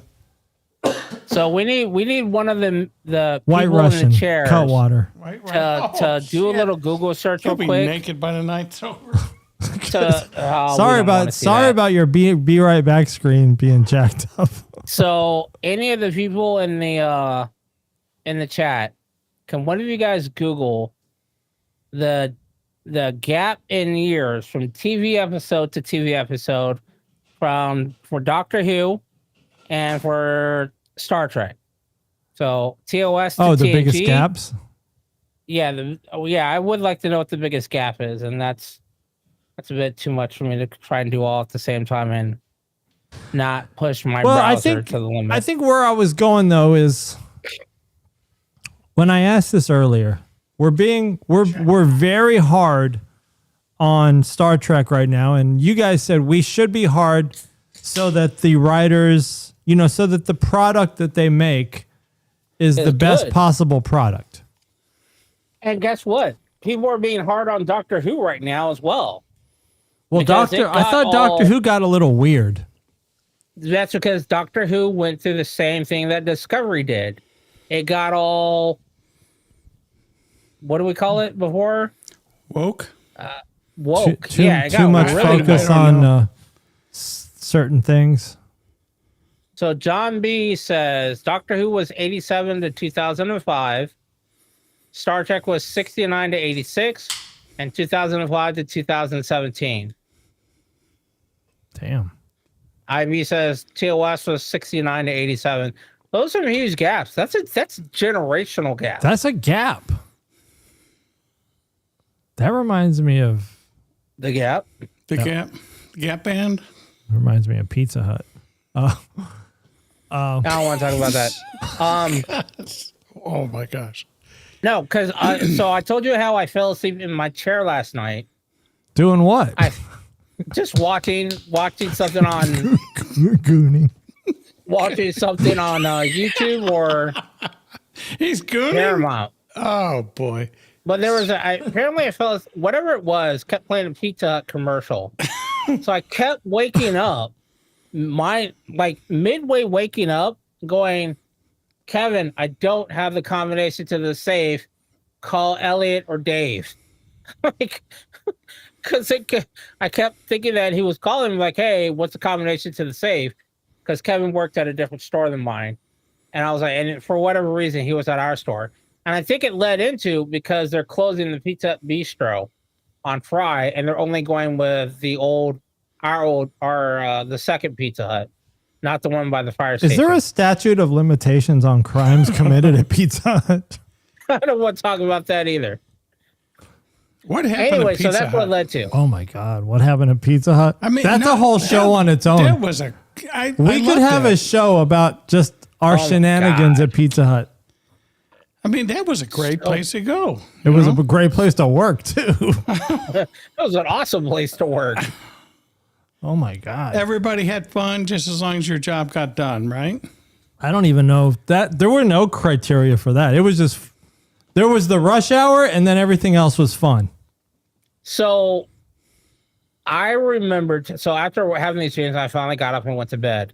Oh yeah, you were having dreams. I was having the memory, I guess, and it led into a dream, whatever. But I was remembering when it was a Friday night rush at Kevin's store, which I want to say is store 6. Yeah. And I think Art had just had the baby. Somebody had a baby, and we had been watching The Lion King. And so that The Lion Sleeps Tonight. No, that wasn't it. It wasn't, but I had gotten the 12-inch record, which had a remix of it, like a house remix. And I'd been playing that in my car, and I came in, and I was just humming The Lion Sleeps Tonight. And the next thing you know, everyone in the back of the house was singing The Lion King, and Kevin was so mad. He was like, look, either sing the whole song, either come up front and sing the whole goddamn song, or shut the hell up. People are either saying they can hear you singing it, they either want you to just sing the whole thing or shut the fuck up. And we're like, oh, my bad. And then like 10 minutes later, I went on delivery, and somebody left the door open, and the immediate song that came on was The Lion Sleeps Tonight. But I had a system in my Camaro at the time, so it was loud. You had a Camaro? Just a thought. Yeah, the one that nearly blew up Pizza Hut because the door flew open and cracked the gas pipe. What year was your Camaro? 78. I had a 79 Trans Am. Y'all I should used to think it was race. the Trans Am, but it's not. Question in the chat. Is Doctor Who going to make an appearance in Strange New Worlds? Do you think they're planting the seed for that? No. I think they're planting some seed of something. If they have a Doctor Who come on Trek, it would have to be the puppet episode. Because Capaldi isn't going to do it. You definitely can't have the new Doctor do it. because the new Doctor is actually Rose Tyler. Can we get Clara? No, Clara's dead. Damn. Kind of dead, but not really dead. Like that spider right there. You could possibly get Matt Smith to retain it or David Tennant, but you couldn't get any of the old Doctors that were on at the same time during the same time period that Strange New Worlds and TOS was taking place, or Enterprise, because all of them are gone. Does anybody want to see that? Muppet. I mean, would anybody be interested in having a Doctor Who appear in Star Trek Strange New Worlds? I'd be okay with it because I like both shows. I like to see how K9's doing. Question. See, that's the nerdism right there. Wait, first of all, do you have a K9? I don't. I would not be surprised if you did. I had something similar to K9, but it wasn't. Clear your throat, bro. Quick question. Before we get into Strange New Worlds season finale, which PVG is going to break down for us and give us a recap, do we think Strange New Worlds got a little too fantasy and less Star Trek science-y? Is this a real life? Or is this fantasy? Star Trek, here's my thing. Or is it caught in a world? Star Trek is known for scientific exploration. Not accuracy, because a lot of it's make-believe, but in the make-believe realm, it is accurate, right? Like a tachyon pulse, had a certain characteristic, and warp drives needed dilithium crystals and all this stuff. But now in Strange New Worlds, especially in these last few seasons with the Vesda, it seems to be more like magic. Like there's some wizardry going on. And is that what's pissing people off? What do you mean by the wizardry? What wizardry are you referring to? Like this wizardry with Gamble, right? He's some with Gamble? Vesda wizard. He's not a wizard, dude. He's a Paul Wraith from DS9. He's literally a Paul Wraith from DS9. That's what they do. They do it to Dukat. Fuck it, I'm giving out spoilers. It's been 20 fucking years. They do it to Dukat at the end of DS9. He's a Paul Wraith. Karen says so I think what Karen is saying is in especially season 1 of TOS, they had so many super beings. Like Charlie X, Trelane. Yeah, but we've already explained all of those beings away so far. That's not fantasy. It was fantasy-like, but the good thing about this was the good writing. They then went back and kind of explained, hey, Charlie was, what did you call them? The people that were on par with the Q, but less? The Metrons? Yeah, like one of those species was a Metron. One of them was the Q. Organians, I think. Yeah, or the Organians. And one of them was a Q. We just didn't know that species existed. So now when you look back, and this is kind of why it's awesome to do these rewatches, is now you can go back and be like, oh, that one godlike creature, he was a Metron. Oh, that was Q's kid. Oh, that was an Organian. You didn't know that then. They didn't have a name for it then. They had no way of visually representing it other than a godlike creature. But just like what they say, any level of advanced science is going to look like fantasy or magic, but it's just science. So now we're going back and people are like, oh, this magical species that's in another dimension that no one could see. Here's unless the thing. you go into this building with a certain area that's vaguely familiar to the wormhole and the little temple gadgets. I forgot what they're called again. And those things are flying around. Orbs? Yeah, the orbs. And people are flying around just like the Paul Wraith and the fire caves. Do you think? So when you look in there and you're like, hey, that looks like the fire caves from DS9. Oh, wait a minute. They possessed the guy just like they did with Dukat in DS9. But they don't know it's a fire wraith or that it's a Paul Wraith because that hasn't occurred to them yet. Do you we think, as an audience see that because we watched DS9. let me ask you this. Sorry, that was a little rant. So the Vesda, right? So Gamble, he's like a very powerful being, but he's evil. The Paul Wraith are evil. Why? Because that's good and evil. And who's the good? The prophets. Who's prophets and the wormhole. All right. So you remember how in this last episode they were talking about the ley lines and why the wormhole is so far away? Okay, so these ley lines. What do you think about the ley lines? Are you buying the whole ley lines thing? Do you remember the... They're like little secret conduits. I almost think of the ley lines of like the paths of the mitochondria. Yeah, they're like the black alert highway. That's exactly what they are. So that big the sword drive, yeah, the tardigrades. Those are the highways that the tardigrades take. But the tardigrades have the ability of jumping from ley line to ley line. Okay. Kind of like if you take I-10 to California, you can cross over at various points and jump on I-8. Well, at one point you can.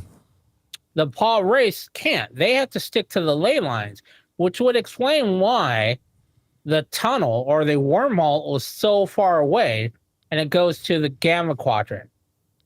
It's the furthest point away from any ley lines.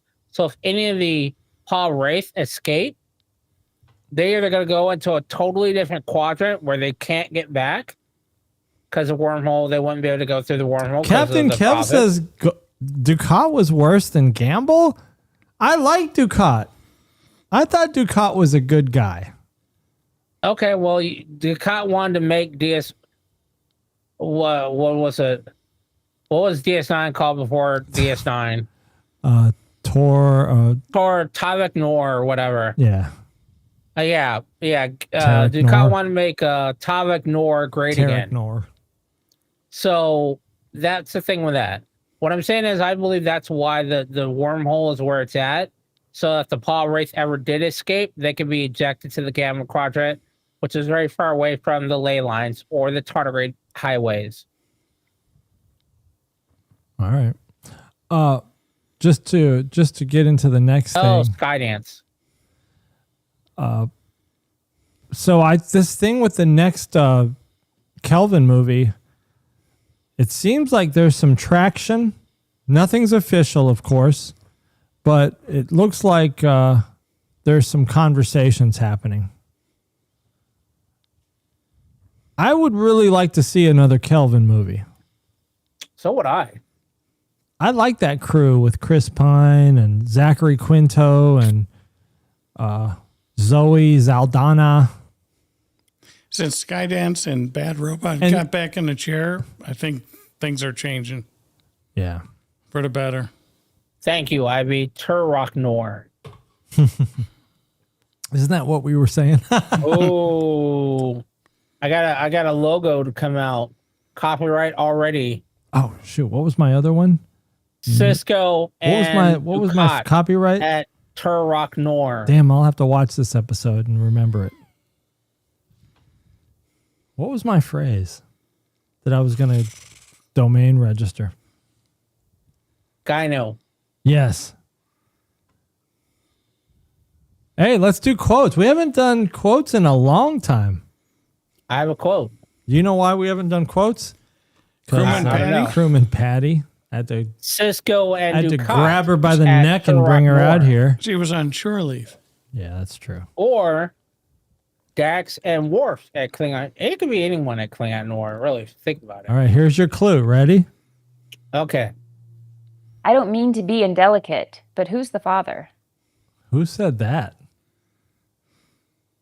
Who's the what? Who's the father? Yeah.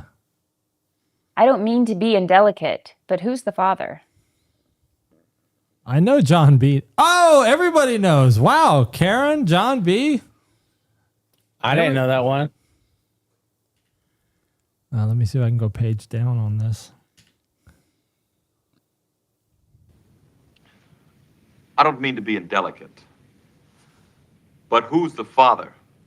That was that episode where Deanna got pregnant by some alien species. Who's sticking you down? It's got the Riker D. said, "Who laid the pipe down on you?" Oh, that's funny. All right, let's do the next one. All right, one more. Ready? Here we go. You know, at first I found the whole process of ingestion disgusting, but now that I've gotten used to it, I find eating and drinking to be quite comforting. Odo. Does the chat agree? John B agrees. And that means PVG automatically agrees with John B. John B will tell us the minute and second that it appeared in what episode. John B needs to be in this chair. Only if he drinks cut water. John? Oh, yeah. It's a pretty much unanimous Odo. Let's see who actually said it. Let's give us the right answer. Wait. It's not Odo. It's Curzon Dak. It's Odo as Curzon Dak. Yeah, he's shapeshifted. It's actually the founder leader disguised as Odo. Fascinating. You know, at first I found the whole process of ingestion disgusting. But now, But now that I've gotten used to it, I find eating and drinking to be quite comforting. Is that a Bud Select? there was a pint of Guinness. Bud Select Guinness? A fake It was Bud Platinum. beer. All right. Hey, let's do this Guess Who real quick. Who was in Star Trek? Take a guess. The guy on the right. I want to say Rob Schreiner, whatever his name is, Rob Yeah. but I Schneider. don't know what role he played or which movie he was in. John B says it's the guy on the right. Yeah, I agree. I don't know. Possibly. You're going to be shocked if I show you the answer. You're going to be like, damn it. I think it's Rob Schreider. Schneider? Schneider. Snyder? The guy on the right, Oh, Wow. it is the guy on the right. Admiral Vance from Discovery. We bring knowledge here. Good to know. Ooh, who's this? We were just talking about this episode too.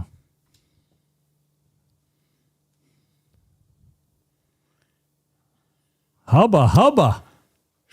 I got no clue. I don't know. DS9? I don't know. I'll give one clue. Geordi fell in love with her in the holodeck, That's Professor Brahm. and she was in Lower Decks. And I'll give you one more clue. Leah Brahm. Bentine from DS9. What?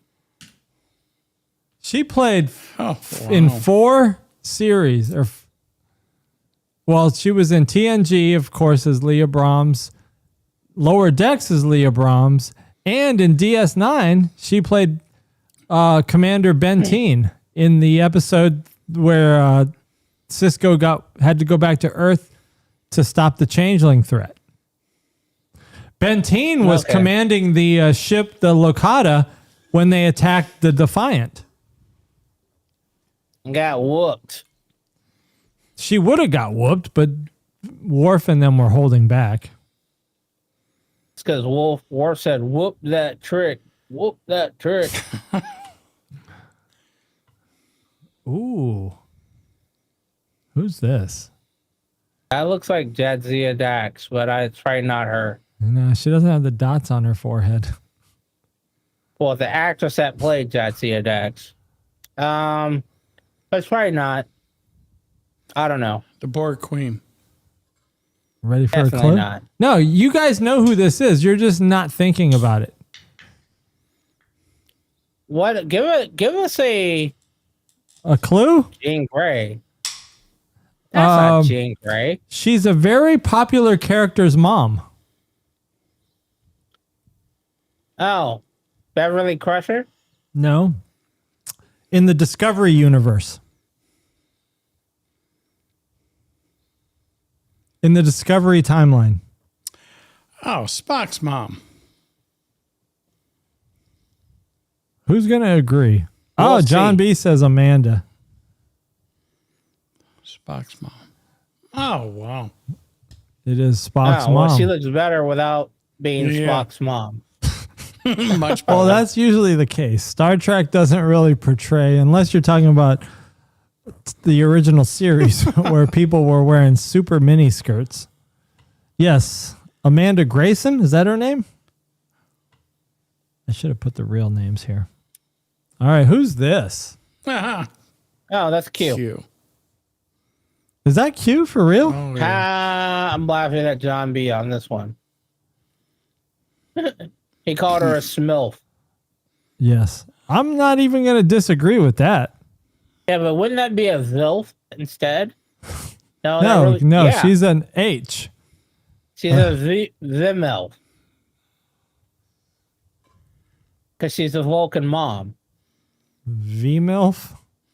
Exactly. But she's not The Vulcan. MILF. So she's a But V. she's a she's a Vulcan VF. mom. She's a VF MILF. Or she was just a MILF. All right. Is everybody agreeing that this is Q Yeah, here? John. But what show is this from? Because it looks like it's from... That he's in some old doctor show where he's a doctor, like It looked Emergency like or it was in something. Quincy. I think he's in some show called Emergency. All right. Oh, wait, go back. Yep, I can see that. Rampart. the hair- yeah. Damn. This is That's a Burnham's mom. mugshot. Shit. I tried to find a picture where it wouldn't like portray like what she actually looked like in the show, but it does look like her actually. It was hard to get away from this one. Who's this? Klingon on Strange New Worlds. No, that's Burnham's mom. Oh, well, yeah. That's what Karen says. Yeah. That is not Carol Freeman. Yes, Karen's right. Wow. Is she Tal Shiar? No, she's something Kuat. Oh yeah. And they're like witchcrafty or something, right? I forgot what it was. They take a vow for the unworthy or How some does shit she like survive? that. I forgot how she survived so long. How does she 'Cause she survive? went into the future. Okay. She was the original Red Angel. Yeah. All right. I switched up the trivia. This is now fill in the blank. No more multiple This is now choice. Play a video game. Because I don't know any of these. In the Cardassian military, what is the equivalent rank to captain? Attendant. No, it's very easy. And you hear this guy's name all the time. Goal. John B got it. I got it. I said goal. Oh, okay. Magic's got it. Karen See? got it. Okay. Oh, In I the thought it- Klingon military, what is the equivalent rank to lieutenant commander? Kapla. Kapla! It's probably some other sound like the plop.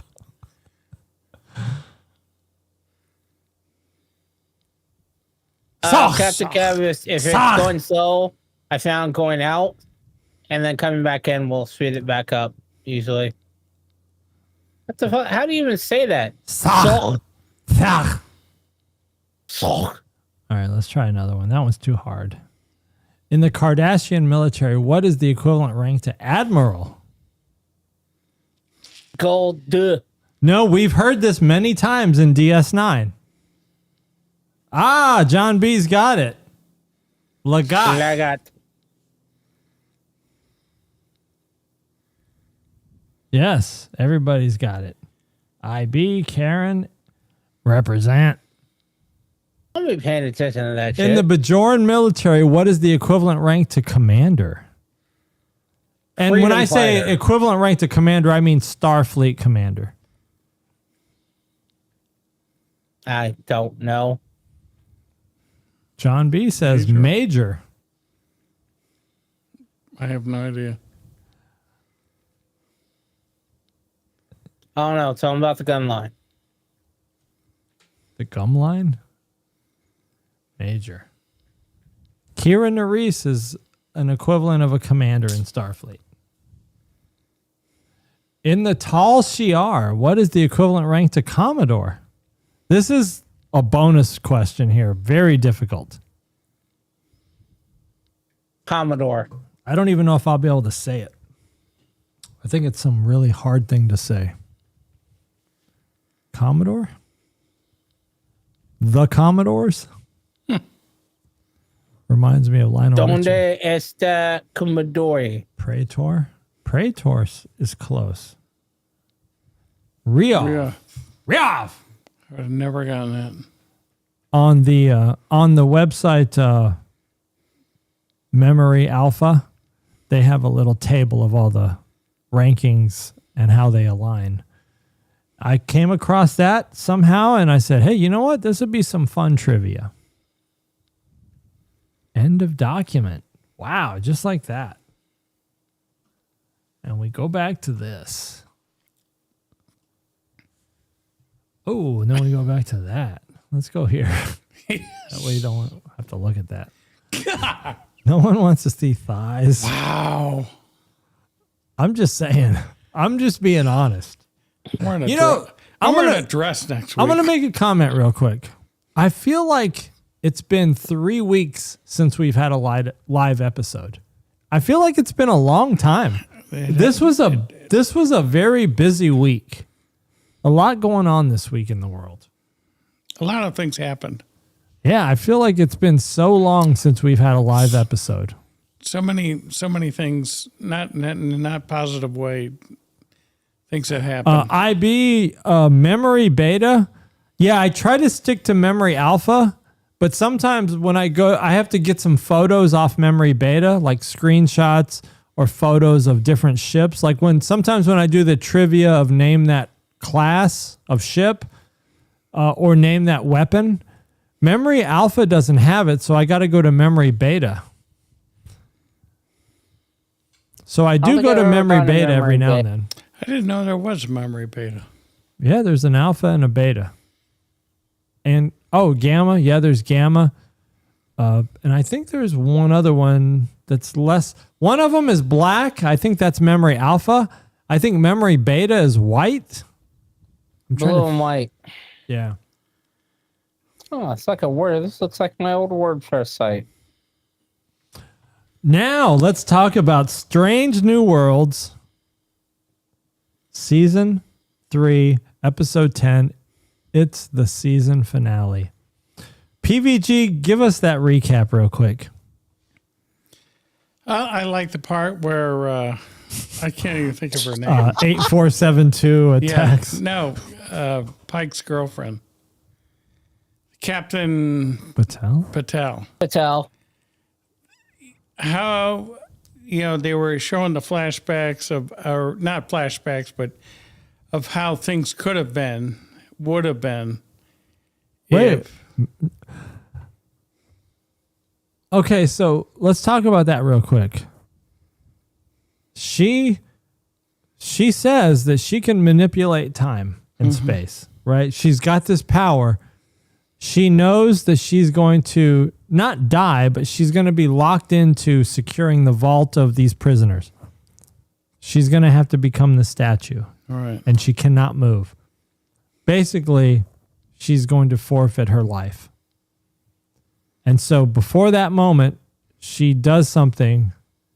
So she does something and gives Pike, she gives Pike this life of having a family, right? Being married, having a kid. Do you think that was real or not real? It could have been real. Could she have changed? Could she have created a timeline where that's real? She knew what her destination was. I think so. Mgyx, do you think she created an alternate timeline and they lived a full life? I think she gave them memory of that.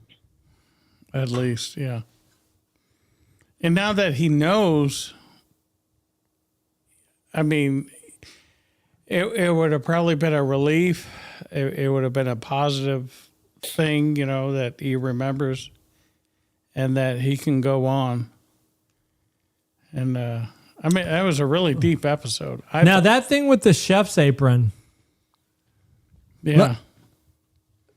Kev is saying that the chef's apron is how he confirmed that it wasn't real. But the way I looked at it is he flipped the apron upside down. And if you look at the apron while it's upside down, you see an imprint like there's a patch underneath popping through. What? I have to watch that again. Like we're looking at the back of the apron. Why would you say we're looking at the back of the apron? Because they didn't want to make it obvious. It says Kiss Starfleet's best chef or some shit. No, but I'm talking about Captain Kev is saying at the end of the episode after Battelle is already gone. There was a shot of the apron. They show the apron and it's blank. But my theory was that apron was turned upside down.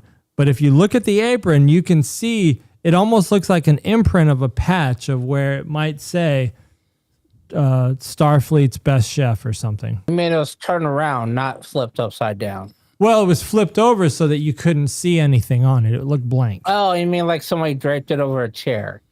Yeah. Okay, I can see that. No, I think,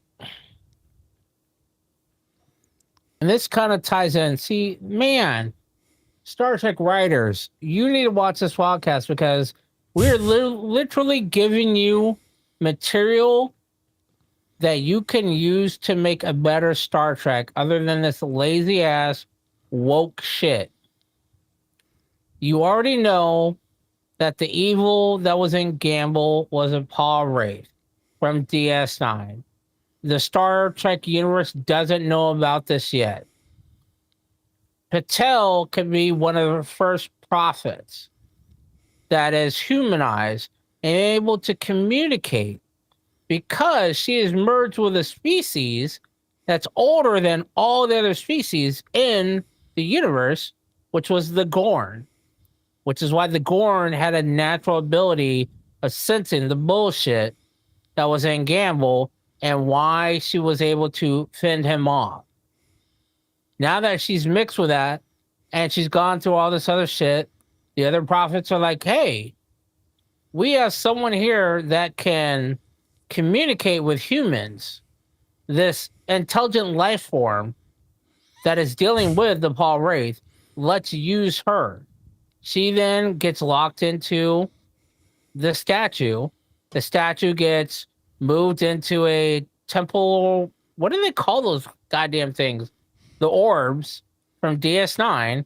And her job is to keep the Paul Wraith in check. They eventually move that whole thing unless the planet that we're on that they found becomes Bajor, because we don't really know where it's at. We know Starfleet knows where it's at, but that whole planet could become Bajor, or one of the other ones could become Bajor. And she moves that facility to the Fire Planet, where the Paul Wraiths are at, eventually end up in DS9. And we never, ever, ever hear about it anymore until Golden Cot does whatever he does to get, and Kai Wynn ends up there as well. And they take on a human, guinea pig.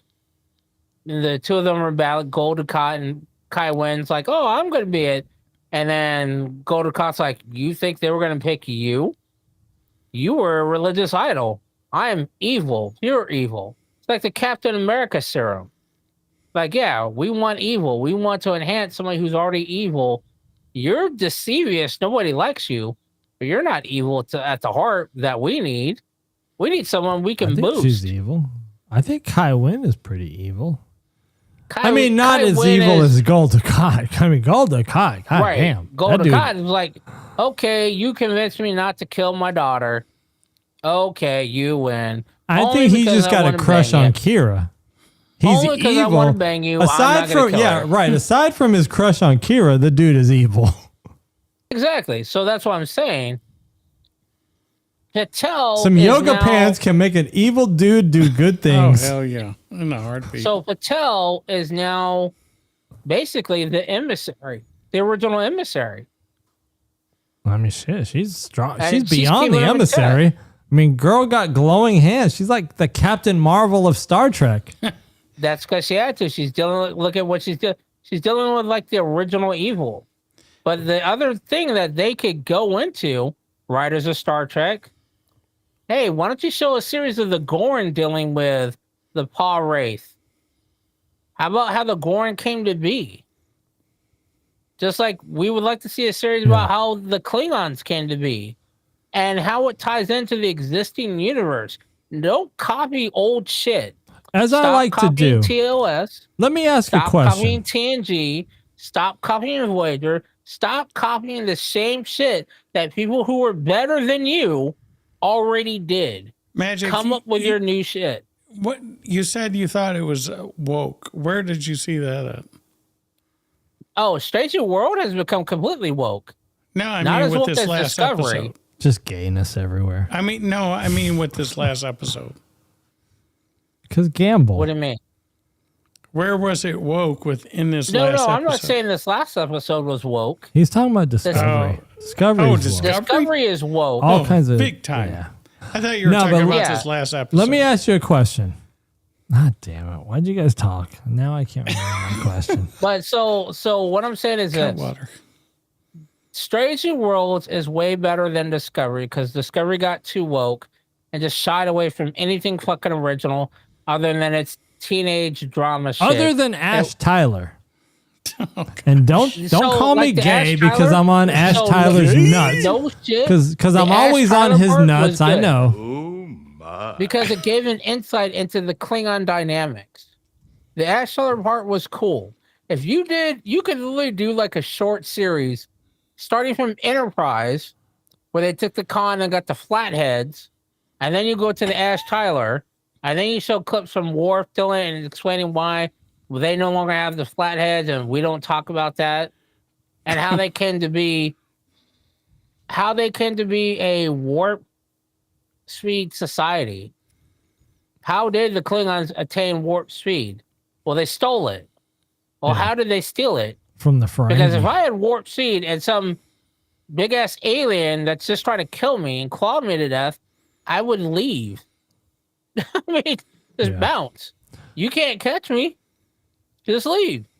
So how did they get warp technology? How did they get cloaking technology? Those are the things that people want to see, but they're not writing. They're writing, oh, well, here's my mom. John B says it was the inner light, which I agree. 10 minutes of that finale was the inner light, right? That the flashback, and we can't even call it a flashback, right? Pike got to see a whole nother life, and they lived that whole life up until Batel got old and died, right? Like she was Yeah, old. are you talking about the inner light, the one with Picard? Yeah. Yeah, that's what she did. Because She otherwise, inner lighted him. and that's awesome that she did that because It's too bad they have a didn't have him feeling like play an instrument. if she did, I gotta go back and see if they played the instrumental from Picard's episode in there somewhere. That'll definitely tell us. But if she didn't show Pike that life, Pike probably would have just killed himself.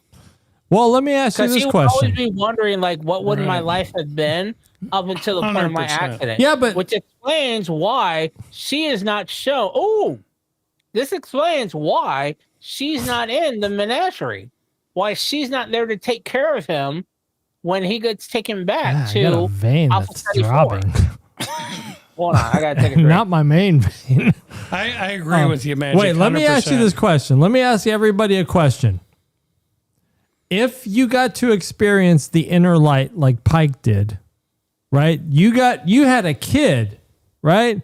You saw your kid grow up. You had a dog, you had a family, you had a wife, and you grew old. And in your mind, that all happened. And then all of a sudden, you just realized you woke up from a dream. I mean, how do you think O'Brien feels? You haven't gotten to that episode yet. I haven't gotten to that episode, so no spoilers. O'Brien spends 20 years in prison. But it's all in his mind. He spends 2 hours and 3 hours in a chair, but in that 3 hours, he lives out 20 years in prison. Damn. Fuck with your mind. So it's kind of like the inner light, but that's the same thing. But Zero, you're saying how would that make you feel at the end? Yeah, I mean, how do you just go back to being normal knowing you had a kid? I think you would have to go through some and you therapy. think it's another timeline. You would have to go through some therapy to realize it wasn't real. You had to get deprogrammed to realize that was not reality. You know, there's this theory that O'Brien suffers the most of any character in Star Trek. Oh, he does, dude. Ryan is fucked up. I just watched an episode where Keiko comes back and says she's pregnant. Is it even his baby? And then she doesn't even get to have the baby. She's got to get the baby to Kira. Damn. And Kira's got to carry it to term. Damn. Then he gets locked up for 20 years over a 3-hour period. And he lives his entire life always remembering that, because I don't think they ever show that they can remove that memory from his mind. Keep talking. I gotta keep talking. Bring me one back. I mean, O'Brien's definitely, and the fact that he's not an officer as well. I mean, his rank is high, but he's not a commanding officer. Right. So, what is this? It would kind of be like Picard, where they would cherish, but keep it to myself. Yeah, that's called PTSD, Captain Kev. That's like Gen X, or the silent generation. You don't talk about these things, and unfortunately, I mean, that's just how those people are brought up. It's not saying it's healthy at all. It leads to self-medication and all sorts of other things.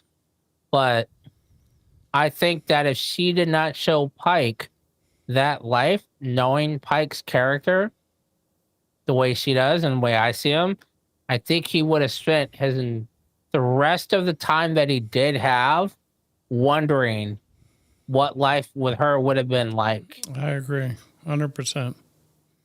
I think it was a big relief to him to know that all was not lost. You know, it would have been good. It would have been great. It's too bad it couldn't have happened like that. But I think it was a relief for him. I think with that, I mean, it does explain why Pike is alone. Because think of it this way. I mean, you kind of got two different ways here. Pike already, I think, holds back with his pursuit with Patel because of the chick from Alpha Ceti 4, the original chick. Like, and then he kind of let himself go, and then he falls for the evil chick on that planet that sacrificed the kid. And now he's got Patel, who's okay, but she's got Gorn hybrid, and she turns out to be this massive savior of all of humanity. I think she realized that, like, Pike is holding back because of these painful things that he's experienced throughout his life. And she's like, I need to give him some sign of hope. Otherwise, he's just going to shut himself down, close himself off to the world, and either take his own life and just be done with it. Right. And he's not going to save those other people, or he's just going to be miserable waiting till the day that he knows he's going to die. And that's why, because she's not there. Because you see the menagerie, she's not there. And we're like, oh, Chris, I got you. I'm taking care of you. Because that was my first question is, if these two are so close, why do we not hear of her or see her on any of the other future shows? So I knew she wasn't going to last long. Damn. She wasn't going to make it to the end. And then for the fact of being is, I think part of it is also the fact that she possibly touched the Meons on Alpha Ceti 4. And like, yo, when this happens, offer him the ability to come back and live out the rest of his life. And he can either be with the chick that he originally met, or he could be with a vision of me. But I think he's gonna pick the first one. But give him the option to choose. So I think she set up the ability for, I forgot what the species is called, but on the prohibited planet, I think she's the one that set that up. Are they illusions? I don't remember. Telosians or something like that. So are you thinking that what's Strange New Worlds is trying to do right now is create an alternate timeline to where Pike doesn't meet that fate? No, he's going to meet that fate. Right. So you think he's going to get all gooey faced? I think, He's going to get gooey faced. Yes, his face going to end up looking like mine. Balls. I also think this episode was preparing us for Spock and Kirk getting along together, with the mind meld and everything. And, I think so. Yeah. And I also think this is setting up the... Hold on a second. Do you think that was kind of weird, though, their little dialogue where I think we're going to be friends for a long time? I mean, it's a different timeline, so you got to make it somehow. Right. It's kind of a weird thing to say to somebody, though. It's like, yo, bro, we're going to be friends for a long time. Hey, look at us. I'm still friends with you. Yeah, but we never said that we were going to be friends for a long time. I did. I said we're gonna be best friends. You're gonna teach me how to DJ. No, you didn't. Oh my. So I think this is setting up the Game of Thrones aspect of who's not gonna make it. Shame. And we already know Gamble didn't make it. We know Patel's not gonna make it. Who else isn't gonna make it from this crew? Ortega. We don't know. La'an's not going to make it. Right. No. What I mean is not going to make it is they're going to die. I mean, Ortega's could just be reassigned to another ship or just decide to retire. Number one could be like, I'm going to go back and be best friends with my lawyer friend on my own planet. Something's going to happen to her. I think they got to have a dramatic ending for number one, La'an, and who else is going to have a dramatic ending? I mean, because think about it this way. Spock has had two significant relationships. Who? 3, actually. Chapel? T'Pring, Chapel, and now T'Pring, La'an. Chapel, La'an. And we've never heard him mention any of them in any of the other shows. Your Be Right Back screen's jacked up. I'm sorry about that. Dude, you got to fix that because you literally just cut your nuts. To the world. Oh, you know what? Yeah, so you never hear him mention anything about any of these relationships. Yeah. And he's still too humorous. So something's got to happen. Something's got to happen to Spock where he just loses his emotion. Yeah, to make him shut off his emotions. And, yeah, I don't think La'an's going to make it.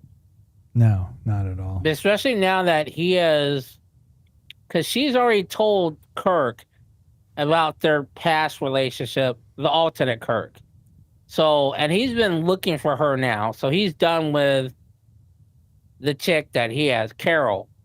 It's probably, the kid's already probably on the way. But Kirk is already done with her because he's looking for La'an because La'an told him what was going on. And Spock is with La'an. And now Kirk and Spock have mind meld together. What are the chances that any of these characters are secretly going to be in Starfleet Academy? Like Like That would be La'an somehow gets impossible. thrown into the future. How are they going to get thrown into the future? Star Trek-y stuff. If they do that, that again is lazy writing. Oh, Completely lazy Captain writing. Kev makes a good point. La'an's going to die. Spock then loses all of his emotions. That's what I'm saying. La'an or Chapel have to die. Well, no, Chapel gonna- can't die because Chapel's in TOS. You are correct. But yeah, but it's a different timeline. So she could die. It's trying to be the same timeline.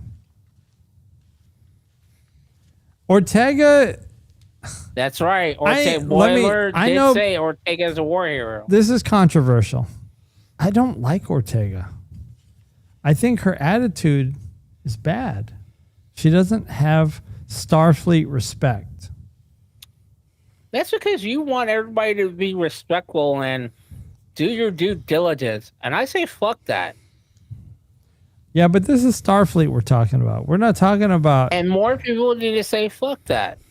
This is why. That's this not... is why If you Starfleet do that, is- then Starfleet doesn't work. She likes No, discipline. it does do that. And this is how you prevent Starfleet from being shitty and infiltrated by Borg hybrids with changelings 900 years later, because right now you want everybody to just drink the Kool-Aid. More people need to say, Or the fuck your tea. Kool-Aid, I want water. Drink the tea. Oh, yeah. I'm just saying, if more people buck the system will eventually change. Yeah. I think La'an may die. They still haven't dealt with the Khan thing yet. Do you think she'll make it through season 4? Do you think La'an will be like... I think La'an is so popular right now, they'll need to keep her through season 5. I agree. They'll need to kill her off at the end of season 5. Especially with that ass. Oh, did I say that out loud? Yeah, no, that's Season legit. finale is going to be the. I have a perfect way of. The show finale, not the season finale. The Show finale finale of will Star be Trek: the Strange New Klingon- Worlds. La'an will die. It'll be the Klingon War, the start of the Klingon War, and Ortega's. Well, who does Spock hate the most in the TOS? Anybody? Like, where does he not have any emotion the most? Like, or does he have any bitterness? I don't think he has bitterness anywhere. Maybe a Romulan will kill her. No, I don't think he. I don't think that does. You're thinking from a human aspect. But here's the problem. I think La'an or Ortega's will die if the series ends with the beginning of the Klingon War. I think she They're needs gonna to do die in something season 4. Heroic to save the Enterprise, Write this and down. that's how they become war heroes. Hey, write this down. not writing shit down. La'an dies in season 4. Because here's why. Spock in the TOS is just the way he is. La'an already needs to be dead before the cage. And it No. can't be recent. La'an needs to be dead a year before the cage. Or transferred to another ship. Not gonna happen. Not gonna happen. Cage is the pilot episode, and in the pilot episode, Spock is smiling. But there's no La'an. There's no Luan. That don't mean she's dead. No. You she want could be, what you want is you want Spock between episode The Cage and Where No Man Has Gone Before. She would be out of the picture. Out of the series. But want she's an already out of the emotionless picture. Spock. She's not in the cage. She's not. So she could be on a different ship. Right. Like I said, she may have been reassigned, but Spock has emotion on the original episode because he's smiling because he picks up a flower and he's like, look, Captain. Yeah, he doesn't become emotionless until episode 2. Captain Let's say that Kev's game. comment is that Boimler says Ortega is a war hero. That's why I said she's probably going to die What war? in the beginning of the Klingon War. Got a nail. I gotta bite this nail real quick. Are you serious? Don't eat it. Don't swallow it. I just spit it out. Okay. Check it out. So, do you think there's going to be a war next season, or There will the needs to war be be in one. season 5? I think there needs to be more battling. Season 5 needs to be the war. Season 5 needs to All right. graciously bow out at the beginning of a time period that we already know what happened. First question. Did that season 3 just fly by us like it was nothing? Oh, Yes, it did. Definitely. 10 yes. weeks. 10 weeks like it was nothing. Unbelievable. Because That's a lot of those, I'm going to say 3 of those episodes were probably worthless. Which 3? Dumb. Which 3? I just The think one it's with just Trinair. Trelane, the wedding. Trelane. The wedding, that was kind of dumb. Agree. Hold on. Let me go back to my Paramount Plus so I can look. I may have overguessed that it was at least 3. Well, the first episode was good because they had to get out of that confrontation with the Gorn. So that was just closing out the season finale from season 2. The hegemony. I think it was good because we were so hungry for some good Star Trek. So Wedding Bell Blues, worthless. Space Adventure Hour, Dumb. worthless. That was Dumb. That was the holodeck one. Dumb. What about the Ortega one with the Gorn? What is Starfleet? Dumb. Oh, that was dumb for sure. 4.5 Vulcans. Dumb. That was dumb. There was a lot of dumb ones then. I honestly think the one was dumb where 2, Ortega was on the planet with the 3, Gorn. That was just a remake of Arena Right. or 5, Enemy Mine. Was that 6. test 1A? So out of 10 episodes, there was only 6 good ones. You're being generous. Homogeny Part 2, you had to finish up the Gorn. Yeah. Shuttle to Kenfori, you had to set up how she got the Gorn DNA. Through the Lens of Time, that's the one where they find the Par Wraith prison. Yeah. The Shalat who episode 6, the Shalat who ate its tail. Okay. That's Kirk's first day as captain, turns disastrous. Shows the evolution of Kirk, setting up if they do a season with just Kirk, like Star Trek Year 1. The Terrarium shows the other species. You like the Terrarium?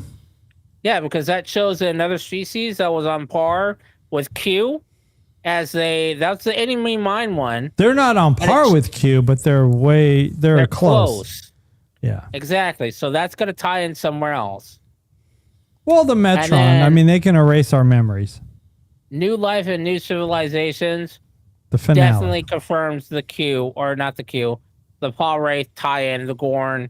All right. Because, like I said, at some point in time, they're like, hey, the Gorn are older than everyone else because they already know what these things are. And they've achieved warp travel. They're the first non-humans that don't show, like every other species is bipedal. Vulcans, Klingons, Romulans. They're the So first you're ones saying that are it's the Gorn animals. The Gorn infection in Battelle that's giving her the power, or is it the antidote that they got from the planet of zombies? It's a mix of both. It is a tie-in for the biomemory in the Gorn species, along with that chimera, which allowed them to blend.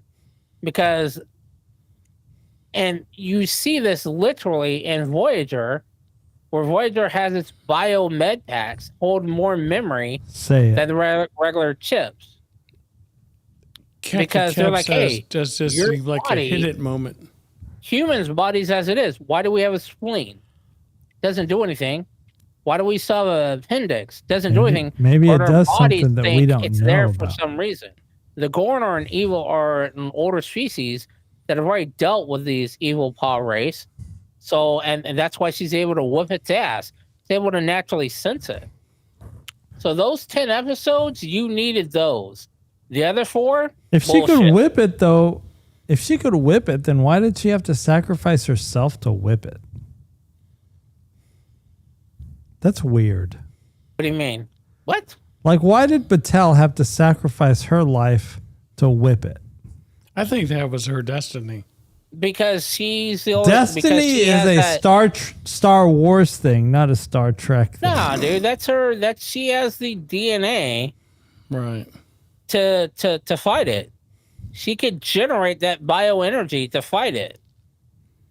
No other species can. No other human can yet. Wait, either. what species can? The Gorn? The Gorn.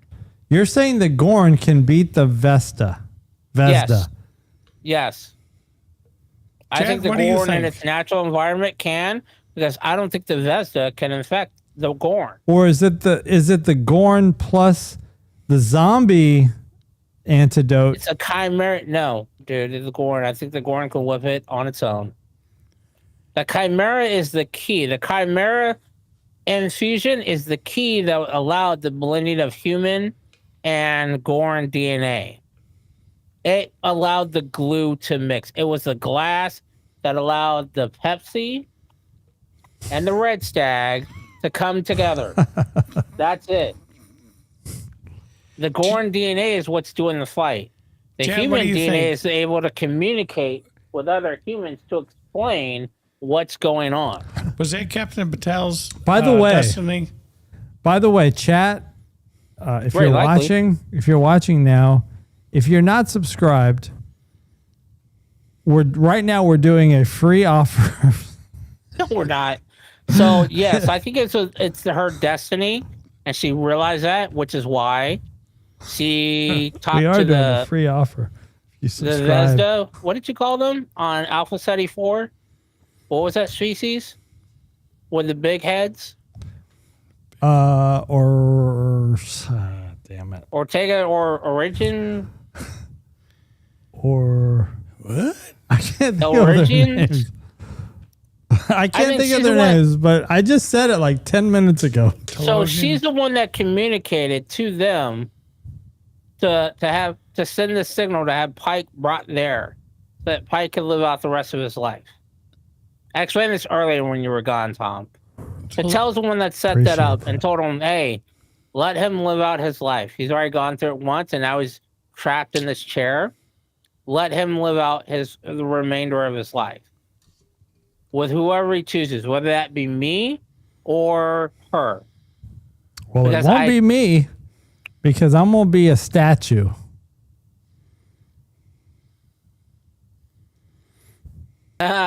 Chief Scott says this episode of the podcast is so over my head.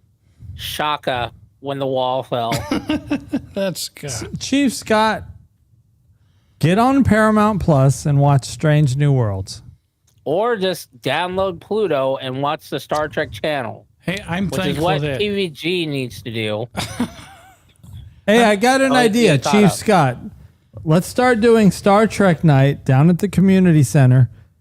We'll get a projector and we'll all watch an episode of Strange New Worlds or any Star Trek. We'll watch it on the big screen down at the Civic Center.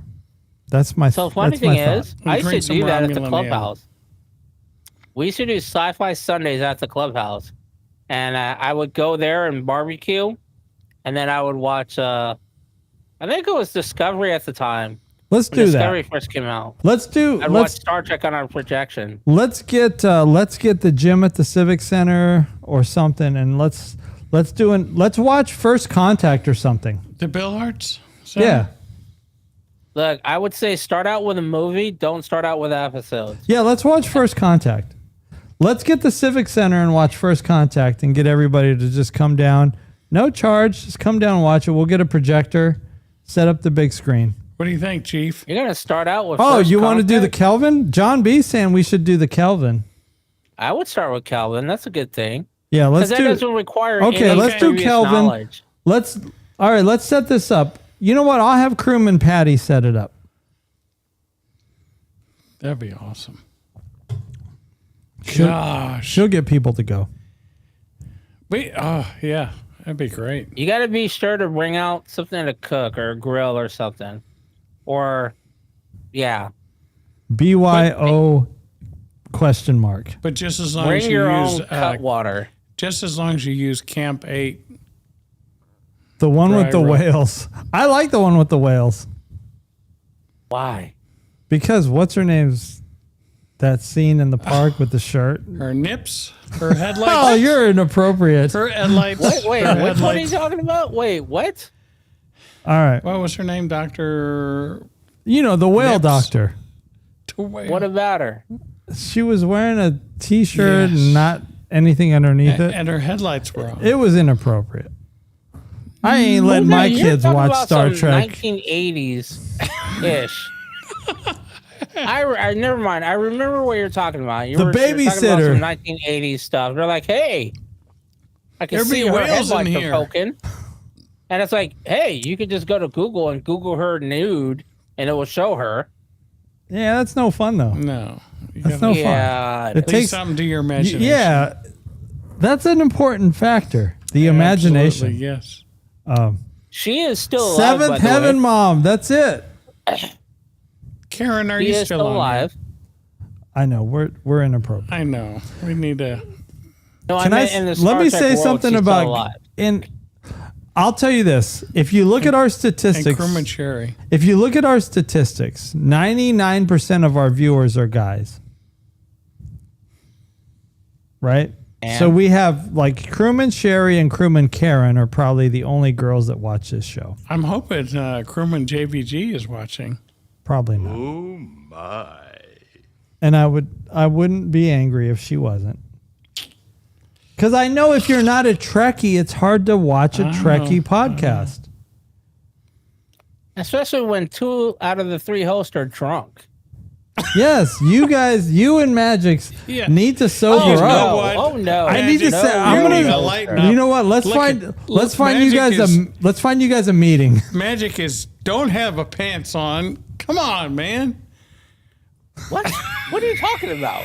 Your grammar. You need to work on your grammar. That's Magic's- how I know you 2 are drunk. Tom's laid back and I'm laid back just because I'm just 'cause you're drunk. relaxed. That's what you do. Magic's. I wish you PVG were is over here. rambling. Magic. I wish you were over here. Golly. You I would don't- have much a gooder time.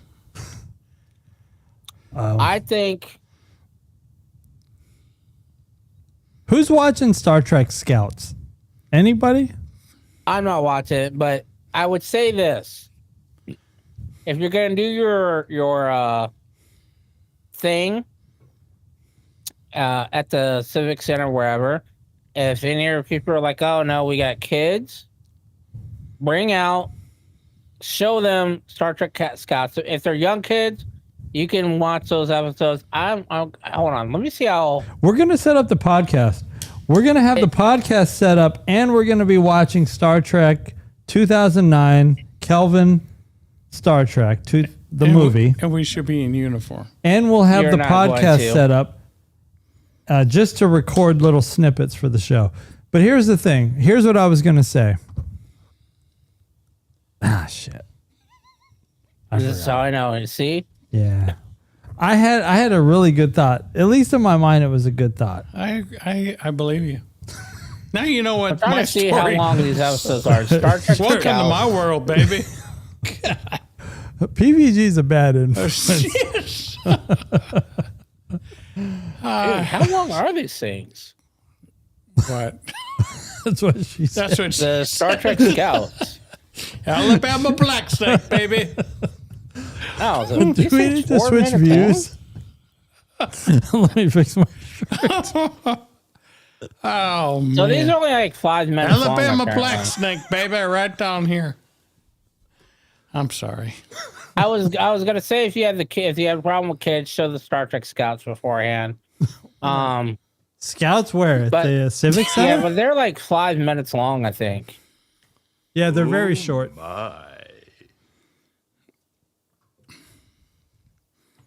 Yeah, but anyway, yeah, that's why we bring something to grill or cook, and bring them like a cartoon or something while you're grilling and cooking. Now we're gonna call China kids are King occupied. and just fit crab rangoons for everybody. You know it, baby. We're gonna get like a Okay. hundred I'm just- 100 crab rangoons.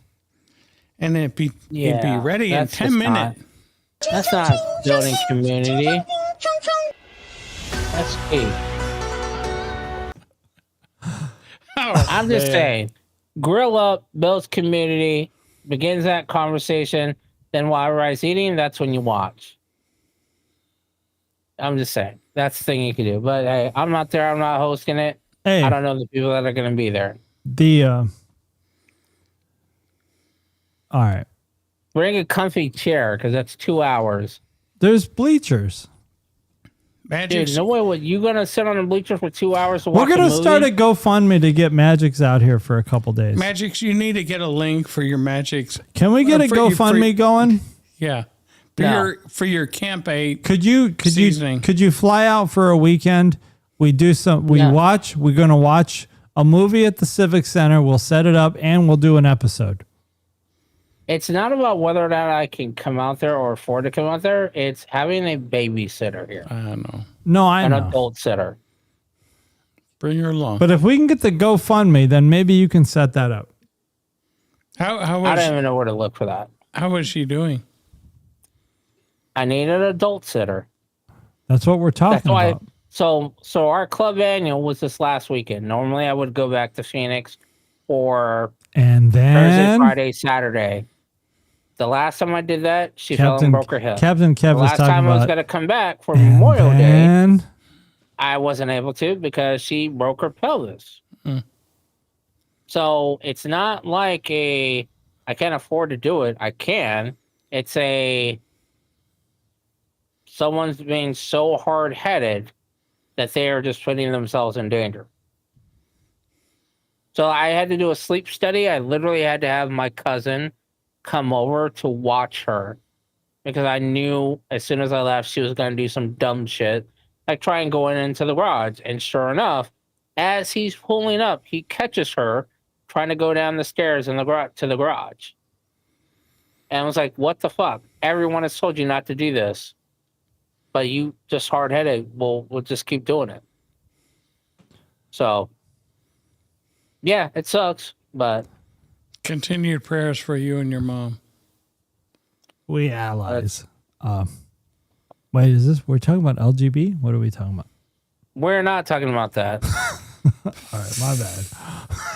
Oh, this paradise. Oh, Con is already on. Oh, you watch it's on all right. YouTube. I'll listen to Con. I'll listen. No, I'm trying to Con. see how long this first episode is. How long? It's probably like 30 minutes, right? Well, But it's I'm not about done to yet. find Like out. it's coming out episode by episode. It's 40 minutes. Damn, that's a long time. Can you send a link? Well, we'll do that in the chat. All right.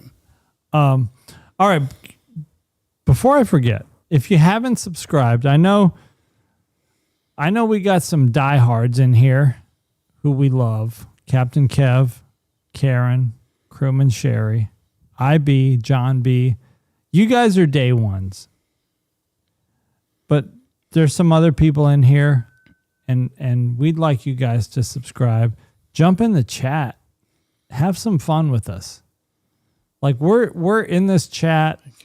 We are interacting and we're just having fun. You know?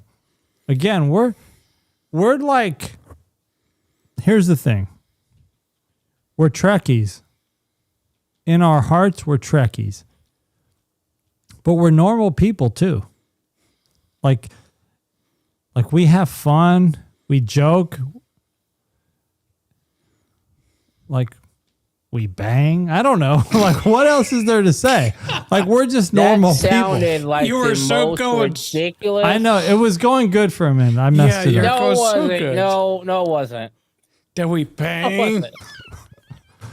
I mean, we're just normal people. To a point. Because a lot of times when you think of Trekkies, you think of not normal people. I mean, should we be worried that there's not normal people out there that are Trekkies? I think Trekkies are normal people. They're just misinterpreted. I think they're more cerebral than others. Like as soon as you say you like Star Trek, people are like, oh hell, god damn, get this away from me. Yeah. Let me get away from this dude. He's going to start talking about tachyon pulse. Yeah, but hey, He's going to start talking about rerouting auxiliary power through the main deflector shield. You know what I'm saying? I hear you. No, we don't. He's going to It start makes talking absolutely about no sense. Like, what is like Dr. Beverly Crusher doing? Sorry. Oh, Not- damn. Hold on. Sorry, man. I left you guys on this view. Oh my gosh. Damn it. I pushed the wrong button. Sorry about that. You guys were seeing his thighs for like the last 30 minutes. Shit. That's my mistake. I'm so sorry. And then. You know, I are was we looking there for yet? that soundbite. I know we used to play that soundbite on the last podcast. One of us had it. I probably have it somewhere. I can't believe I don't Crewman have it Cherry loaded is up. saying have a watch party or a live podcast during the chili cook-off. So those of you in the area, John B probably knows about the New Baden Chili Cook-Off. It is like the biggest thing, you know, in the city, in the town. I ain't going to use the term city, because if you're under like 10,000 people, you're just a town. Like our village. And technically we're a village because we're under 5,000 people. But we have this thing every year called the Chili Cook-Off. And I recommend everybody that's in the vicinity go to the Chili Cook-Off. I'll be there. Crewman Patty. Hey, if you want to meet Crewman Patty, for any of you gooners out there, Crewman Patty will be at the Chili Cook-Off. I know that's danger. That's danger. Look, so Captain Kev asked what's going to happen next week with no new Trek. After Crewman Tommy's statement just now, we may not have another cast at all. Crewman Tommy may not be alive. That's true. But listen, He may be forever trapped with the Paul Wraith. next, no. What are we gonna like? Yeah, what will we talk about? I mean, I'm gonna continue watching We DS9. hardly talked about Strange New Worlds at all. We were supposed to be watching DS9 and going over DS9. I'm watching DS9. I'm watching like so am I. 8 but episodes a week. PVG, I liked just- it. I watched it. PVG's watching 1 episode a week. He's busy. He's watching 1 episode a month. No. I watch an episode a week. Look. I'm a lot older than you guys, especially remember you, watch- Mgyx. You're like you 20 remember years. I'm playing, 20 years older than you. You Wait, little how many whippersnapper. 20 at least. You are not And- 20 years older than me. Magic's pretty old. How old is you? 50. How old is you? I'm 64. Oh, Damn, that's you still old, not man. 20 Yeah, years older than and me. my hard drive Yeah. is just so big and it's pretty full and That's not what I she can't- said. I don't believe you. Let's do this. Let's record a little memorial Believe it. for you, Look. because you never know. Look. That's cold, Here's I what's know. happening. Here's what's happening. Crewman Tommy and I are on the baseball field, ready to play ball. Yes, You know, we are. we're at our assigned position. I got I'm my first glove base. on. I mean, we're on the infield. PVG is in the outfield, glove on the ground, Smoking a joint. oh yeah, trying to baby. catch butterflies. Pissing on with the his back hat. wall of the Yeah, field. yeah. Right in my name. Chasing a butterfly. He's trying to catch butterflies with his hat. Are you gay? Stop I don't it. know. He's not. He's just not into it like that. But the thing is, I you mean, gotta but own that's it. all right. Just admit it. Yeah, you just gotta own it, man. No, I'm not gay. I there just you Are go. you Started- Stamets? I got so Are much you the stuff that Stamets of the I- crew? I don't remember. He called you a Stamets. I don't remember everything that I watched. Black alert! You know, and it's You need to write it terrible. down. You need Just a wait till notepad. guys get older. Don't you have a?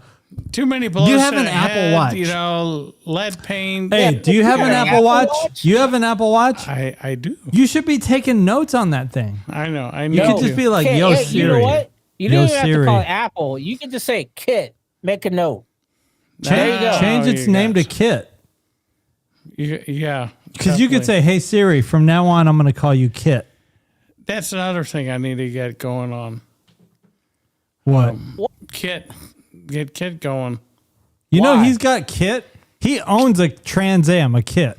Oh, I know. It's a 1982 Trans Am, and I need to get it going. And it's got the blinkers on the front. The why? red scanning light. But why? Yeah, but why? Because he's a guy. Because it's pretty. So He's you don't into have the like lore. a con or anything that you're getting it prepped for. You're just doing it to do it. Oh no! To go to car shows, eventually sell it, so I can go on to my other What's your other thing? What's next? 3D printing. There's a GMC motor coach. You know, Oh, you trying to get an RV? I am. I'm Are trying you trying to recreate the RV from Travel to Witch Mountain? No, it's Should. the one with Bill Murray. God, what's that name? Oh. And Dan Aykroyd? No, it's Bill Murray and Ghostbusters? the other guy from Ghostbusters, the guy with the glasses. Oh. Harold Dan Ramis? Aykroyd. No, not Dan. Oh. Harold Ramis. Yes, Harold. What movie is that RV from? It was one of their first movies they ever did. We need to look this up because I don't believe you. But it's like a 70s. But you're saying that's your dream? That's my dream, is to buy one of those 76. When are you to retiring? 78. Hopefully in a year. Hey, Hold on. I'm doing a search for Bill Murray all right. RV movie. While you search for that, Wait, is it called Stripes? Yes, that's it. all right. While you Look at that bad search boy. for that, Why do you want that? Because it's awesome. It's beyond it's aluminum. It's Aluminium. yes, aluminum. the before we wrap it up, because we're wrapping up in a minute. God, man, I wanted to wrap it up like an hour ago. Are you serious? We're already 2.5 know, hours I in. know, I know, we're supposed to try to stop between 90 and 120. We failed. Bless you. Big So fail. let's just keep going. Stripes. John B is me. That's what I just said. Right. Magic But John said B it is too. me. It says stripes. And John B says also. I keep checking that dead spider to make sure it's still dead. It's not. It's It's still gone. there. It is dead. So Man, I've that was a actually been good- looking that was a at. good I watched frisbee it. shot. Yes, it I've been was. on this rabbit hole of YouTube videos looking at conversions Of of what? renting trucks like Tundras and vans into RVs, like where people go off grid. Mm-hmm. So I've been looking at those. Like people buy Amazon and UPS trucks and convert them into RV sleepers. So Oh, I'm like, hey, I got some money in my 401k that I probably won't live to actually use. Maybe I should use that.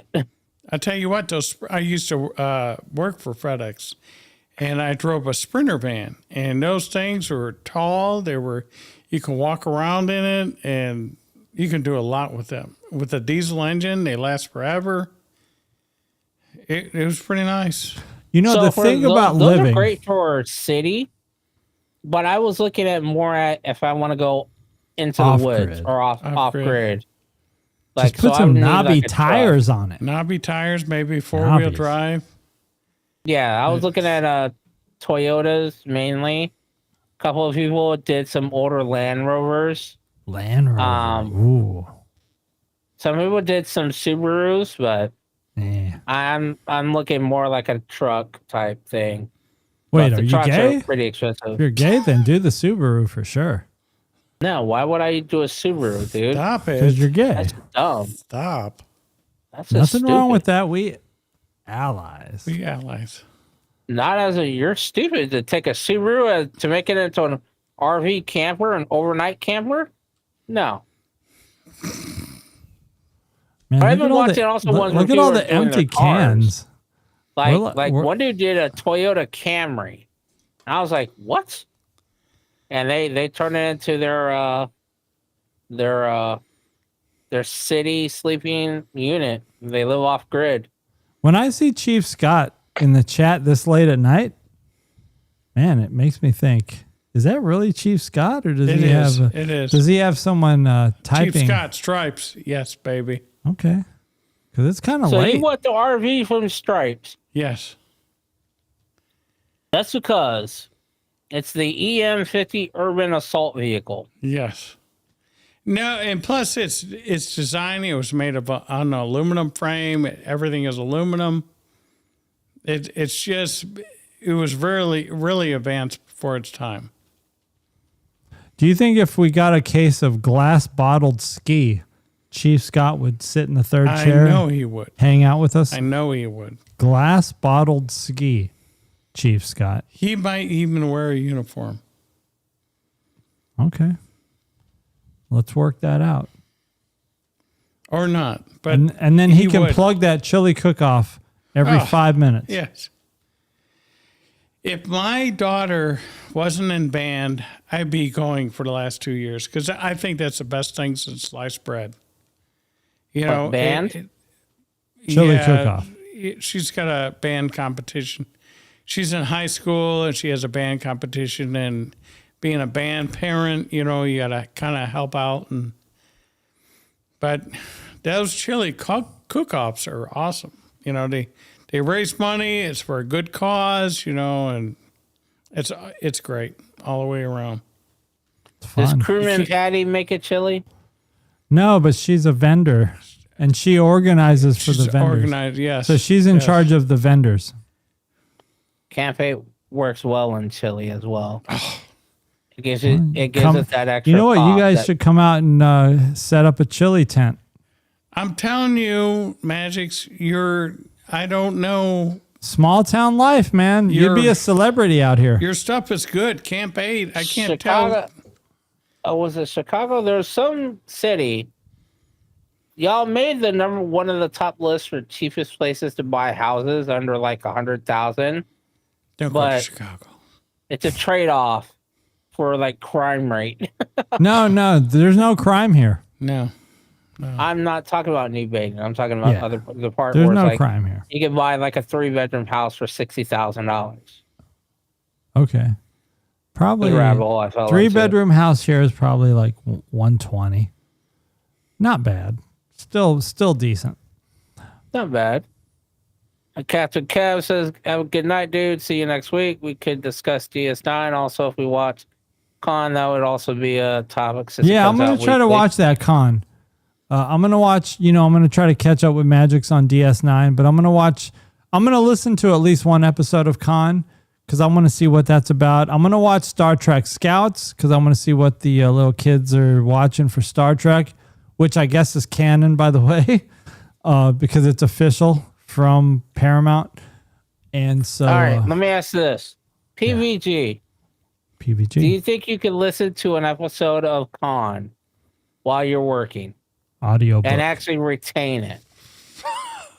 This is a great point. Probably not, but I will make an attempt. How long does it take you to cut the grass? 3-4 hours? No. Well, it depends on what fields I'm doing. Is this soccer field or football field? Or Either one. Which one? These takes the episodes are shortest 40 minutes. Do you have a 40-minute Yes, span where you yes, could just I listen? do. All right, All right, and what do you do he's during gonna that do it. 40 minutes? He's going to do it. No, Make sure hold to on. make sure What do to you do during that 40 minutes? I sit in my make sure the striper doesn't run out of paint. There you So go. plus you So you're sent me not the doing link. anything then. Right. That's something. I mean, you're I not am. doing. Let me He's back watching. Up. Let me back up. Right. You're doing something, but you're not doing something that requires high level thinking. So Yeah. you can literally listen to music if you wanted to, Absolutely. and it would not prevent you from doing your job. Absolutely. Then you can listen to at least one episode of Con while you're mowing the lawn this week. I can do that. Commit. And you sent me that link, right? Wait, is that a commit? Are we getting a commitment from you? Yeah. We're getting a commitment. All All right, right, we so got a this week, commitment. We got witnesses. A commitment. We're all going to listen to at least the first episode of Con. I'm going to do it. PVG, get a notepad or Yes. pen and paper, sketch some notes down that Or you have. voice notes or something. I have to do Right. something because my And have it transcribed. this old Even while you're gooning, just do the notes. I'm never gooning on the job. Well, no. See, that's Don't be weird. Sorry. you be already weird. made it weird. John B's gonna do it too. Everybody's gonna goon. All right, everybody's gonna listen to an episode of Con It's all this goon week, and together. we're gonna listen to it, and then we're gonna review it. I gotta Yes, go. we'll review it next Sunday because we need something now that Strange New Worlds is over. Right.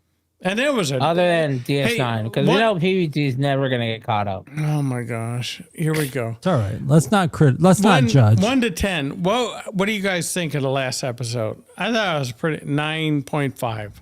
I'm gonna say 7. I'm gonna go 8.9. I'm saying 7. Because outside of the flashback, I really liked the inner light part, but that was only 10 minutes of the episode. And I'm giving it. Go ahead. Go ahead. No, go ahead. I remember when we were waiting for this season to begin that they had postponed it so they can rewrite or The wokeness. take care of the wokeness. You know, I think, wow, this one was pretty good. So I'm hoping this is a recipe they continue to use. But So, Captain Kev gives it a 7. John B gives it a 7 as well. I take it back. I'm giving it an 8.5, not 8.9. It loses points on a couple of technicalities. How did they get to? First of all, getting the phaser of one ship narrowed down to basically the equivalent of the backside of a semi.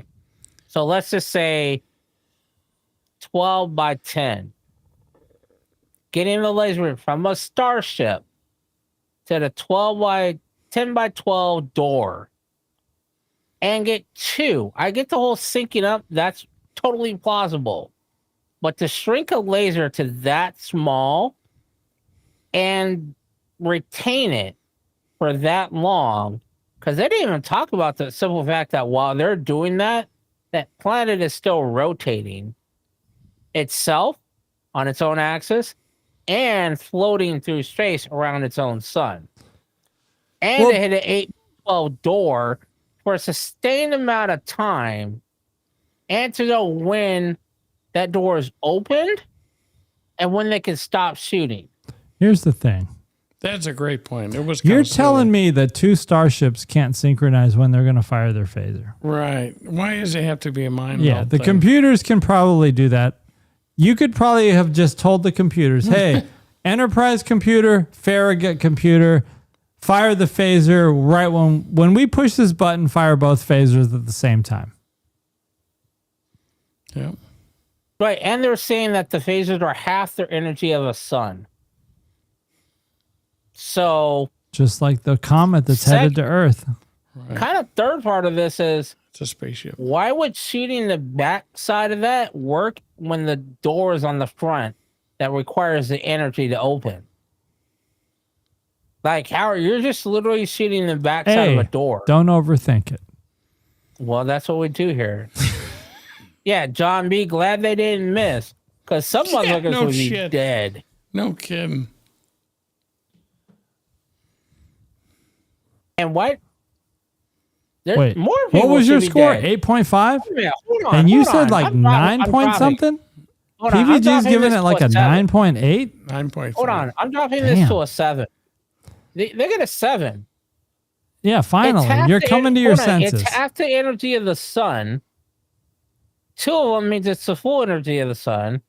You shot through an atmosphere to a 12 by 10 platform with the energy of the sun, which means the air would have been heated up. No one should have survived that. How is anybody surviving the energy of the sun Don't overthink. and they're standing right in front of it? In a perfect world. In a perfect That don't make no kind of sense. world. Everyone should have died. listen, How are those pyramids in the air? you're overthinking, but I'm not thinking about that. I'm going that's 7. I'm still anti-grav, going that's- 7.5. You're going 7, you said? I'm going down to 7. PVG is going 8.5? I don't know. It was a much gooder episode. Don't let us influence you. It What's was a your much heart? gooder What's your 9, heart tell you? 9. Damn. Dead Nuts 9. Okay. Dead Nuts 9. And you're a normal viewer.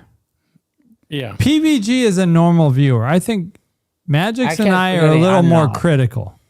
Yeah, I'm quick because I don't. Why? I'm looking you at know? the logic. You know of why? it. Because we're like, we've seen Avengers Endgame and we know what a good what good entertainment is. And so we judge it against that, and I know it might be unfair. Right? It's probably too cerebral for a lot of people, so I kind of Yeah. just take it as it is. All right. I really like the inner light piece. That whole thing where Battelle says, let's show Pike a life that he's never going to have. Brilliant. I like that. I did like that as well. And like I said, I definitely like that. John B says the phaser thing was bunk. I think that's Weird. It was lazy ass weird. writing. Yeah. The Enterprise flipping upside down or the Farragut, whatever, it was stupid. I mean, it's They all didn't cool, have- but the whole thing with the mind, again, They didn't need you it could just upside tell the down. computers, fire the phaser Yes, when we push the yes. button on the Enterprise. Yeah, because at Exactly. that point you're saying that mind meld, Kirk and Spock are able to adjust for constant planetary rotation, And they're constant talking. planetary drift, They're talking. They're at saying the same thing. time. Yeah, it's weird. It couldn't be. Yes. constant phaser strengthening, whatever. Like Yeah, here's what's weird.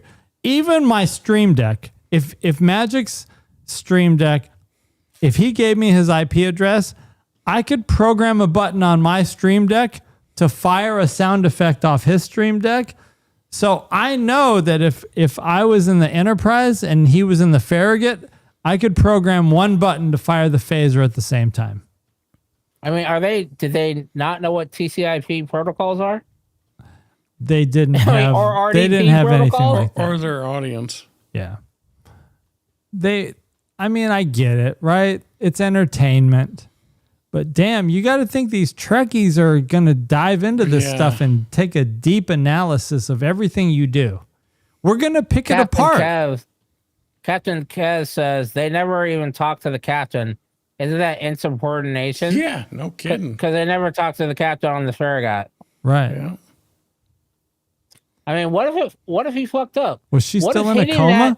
Wasn't what it if that hitting Vulcan lady? platform bounced the laser or the phaser back at the ship, created a feedback loop. Now you destroy the Farragut and the Enterprise with your stupid ass. Because you Dumbasses. didn't sense that because you're not using the computer. The computer would have said, hey, we're sensing an overload happening or feedback, shut it down. But your dumbass couldn't sense that because you're not a computer. Yeah. All right. Sons Hey. of bitches. Before we wrap, what is your commitment? What is your homework commitment, PVG?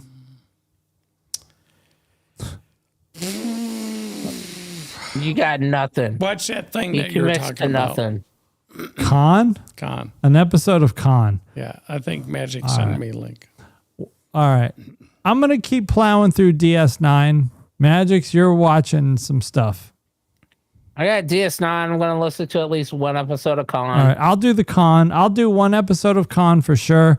I'm going to try to catch up with Mgyx on DS9. All right. That's going to I be will my probably commitment. wait. What about chat? What are they going to do?